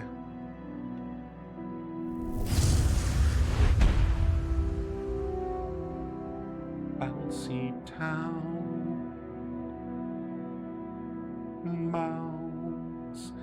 Bounce.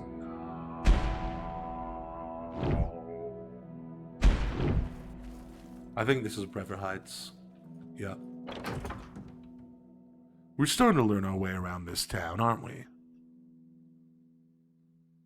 What's that smell? Please, have a look around. It's you. Can I help you? May I help you? Happy to help. What's your problem? Huh. See, this is a racist Kamanatong apartment building. I didn't think that I have any non-dark elves here. Who lives here?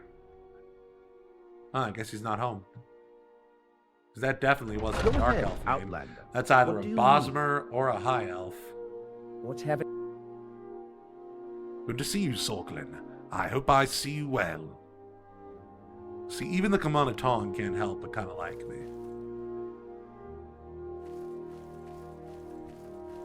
Yes, Outlander.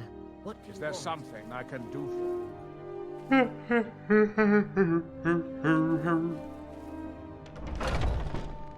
This is a huge building. There's a trader in here? May I help you? Huh. I'd rather not talk about it. Oh. I'm about to be like, why are you living here?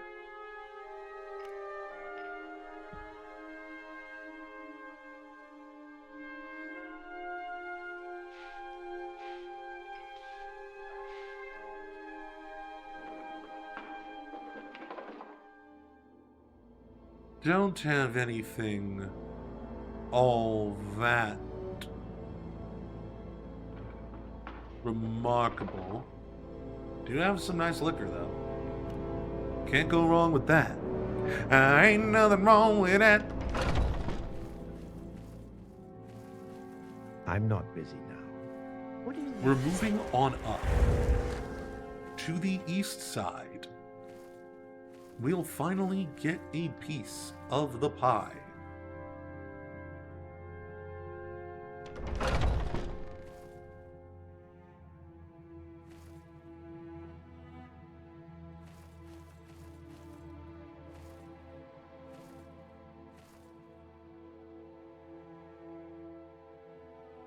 Another trader up here, interesting. I'm listening. Go ahead. Do you sell drugs? No, you do not, unfortunately.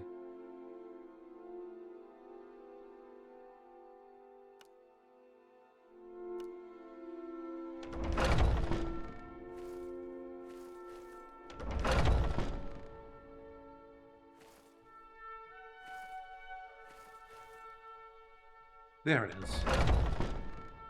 I see this land suits you.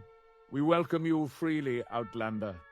Ah, Sorkelin, you made it. Thank you again for your help. I think the trip to Xenitol has cured me of my adventuring itch for a while. I'll probably have to go back to working at the docks. As my expedition ended in failure, I'm afraid I don't have anything to reward you. But you should talk to my father, Belvenuvalis. He's not hard to look healer, at. and his shop here on the south street.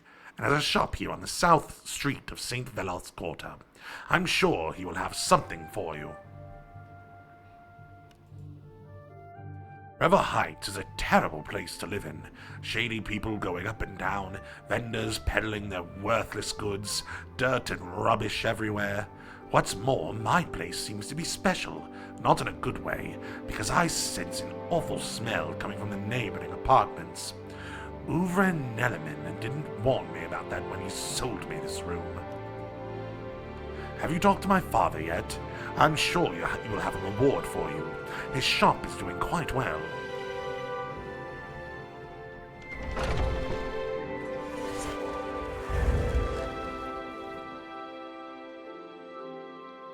Yeah, there's an abandoned apartment here. Oh, whoa, I already had a... What the fuck?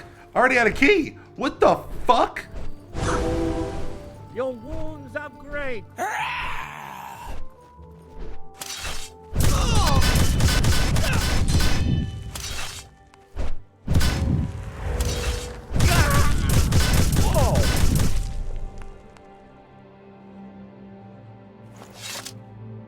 Add another one to the pile, I guess. Good lord.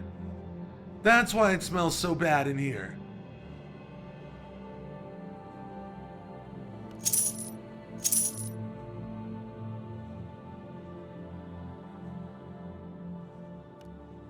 What the hell goes on here?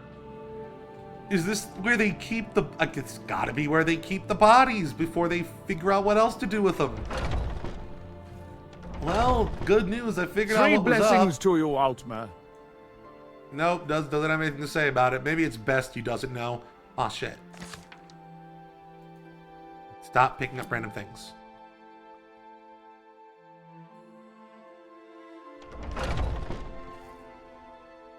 There's graffiti all over the apartment. I love this.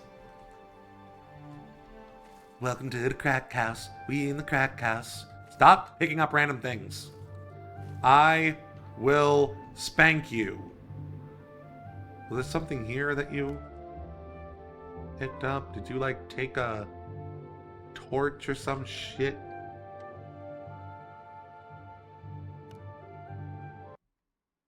La la la la la.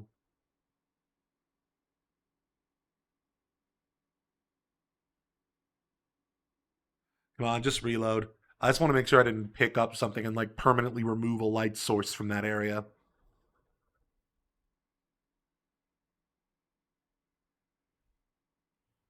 Ah, stretchy boy, tell him.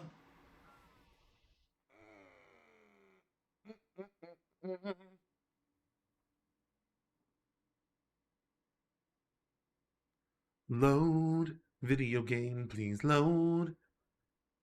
See, sometimes you just gotta sing to it.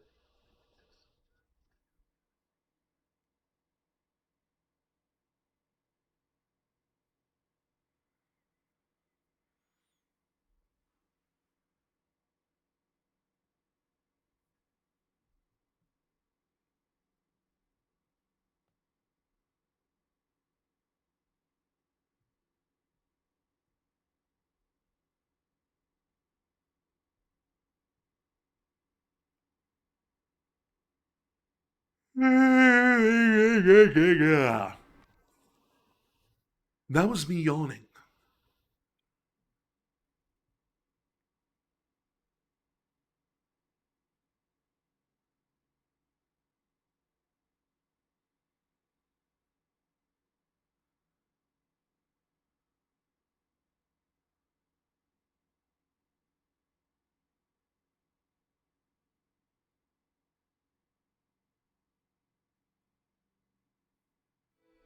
Lovely. Turns out we didn't take anything from there. What did we take? Our hand did move. Maybe we didn't end up taking anything. Damn, we gotta walk all the way down here.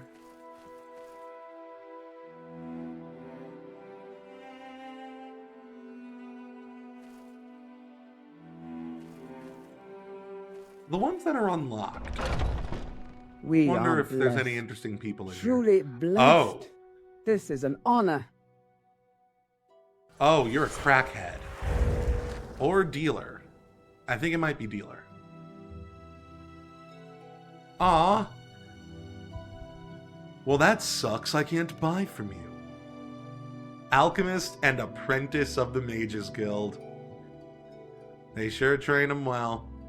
So, about all this skooma. That's just for my experiments. Yes, it's not for sale. Don't even ask. Mm-hmm. I'm sure.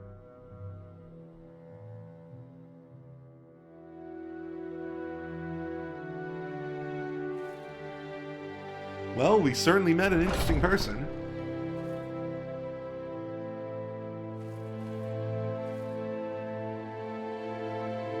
Why is that one trapped? Interesting.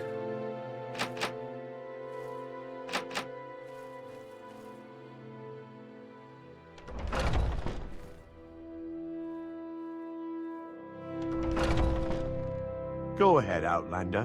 What do you need?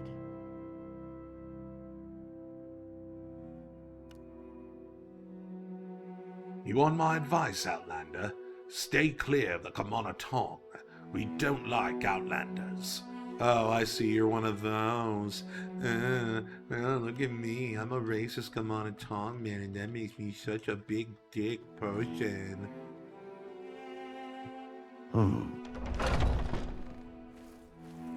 No one has big dick energy like a high elf. You know we have big dicks. You can't pretend it's not true. Go ahead, Outlander. What do you need?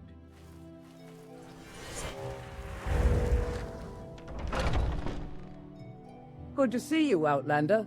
Searching for spells.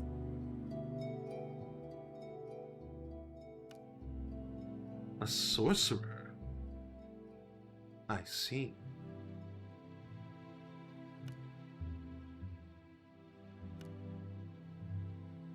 Huh, you could teach me something about enchanting, maybe. No, you can't. You're not good enough. What a shame. What a shame. What a shame. What a world. What a world. There's a lot going on here. In these apartments.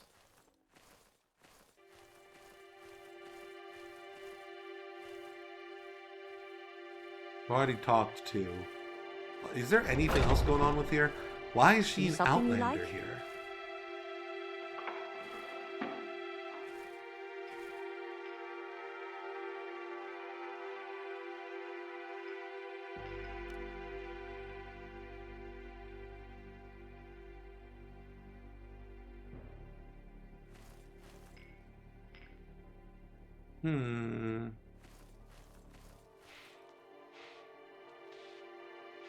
Nothing out of the ordinary that I can see.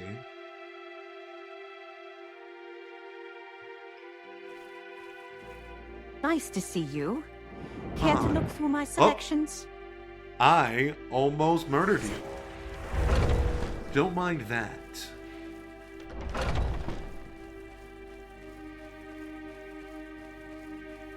Don't mind that. I'm gonna spank you in the slacks.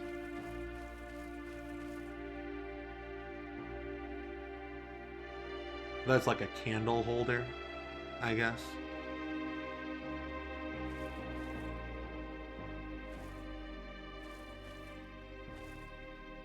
Is there something you need? Whatever you want, within reason. Lateral weapons. Mutsera? What do you want, Outlander? If it's about Breva Heights, talk to my secretary down in the lobby. Oh, you're the landlord. What do you think about Galvis Patreed? He's an idiot who sits in his palace all day and thinks people care what he says. I wish he was as dead as the last proconsul. Oh, I keep forgetting that's who he is. That's nice to hear. Baby, you should let me love you.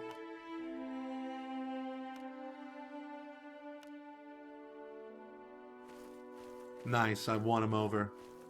Was this I'm your listening. wife? Go ahead. I'm fine, thank you.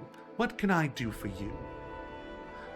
I am Diridenu Loren, and you have no business talking to me, Inwa. Baby, you should let me love you. Yet she's still gonna say that. How ungrateful, just incapable of showing love, even though she feels it deep inside. That's a sign of a truly broken person. It's truly a shame. Let me be the one to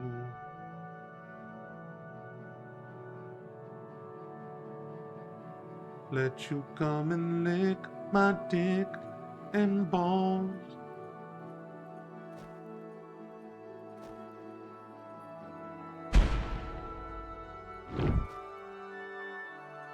I feel like if I want to get deeper involved in some of this stuff, I'm going to have to join House Lalu. I'm sure there's Thieves Guild stuff. Whatever you want, within reason. Sure thing. Happy to help. What's your... Well, my friends, I'm going to make myself some dinner. This is a fun little short stream. We mostly reacted to the Fable thing. I think I'm going to post that on my YouTube channel. So that'll have something up there for when I'm gone for the next week or two. Not this next week, week after that. Or wait, it would be the next... Yeah, no, next week. But anyway, yes. Do not fear. I'll see you on Thursday. We'll be playing some Earthbound. Followed by maybe some more Morrowind or maybe some Hitman. We'll find out together. You all have a wonderful night. And it's time for your bedtime story.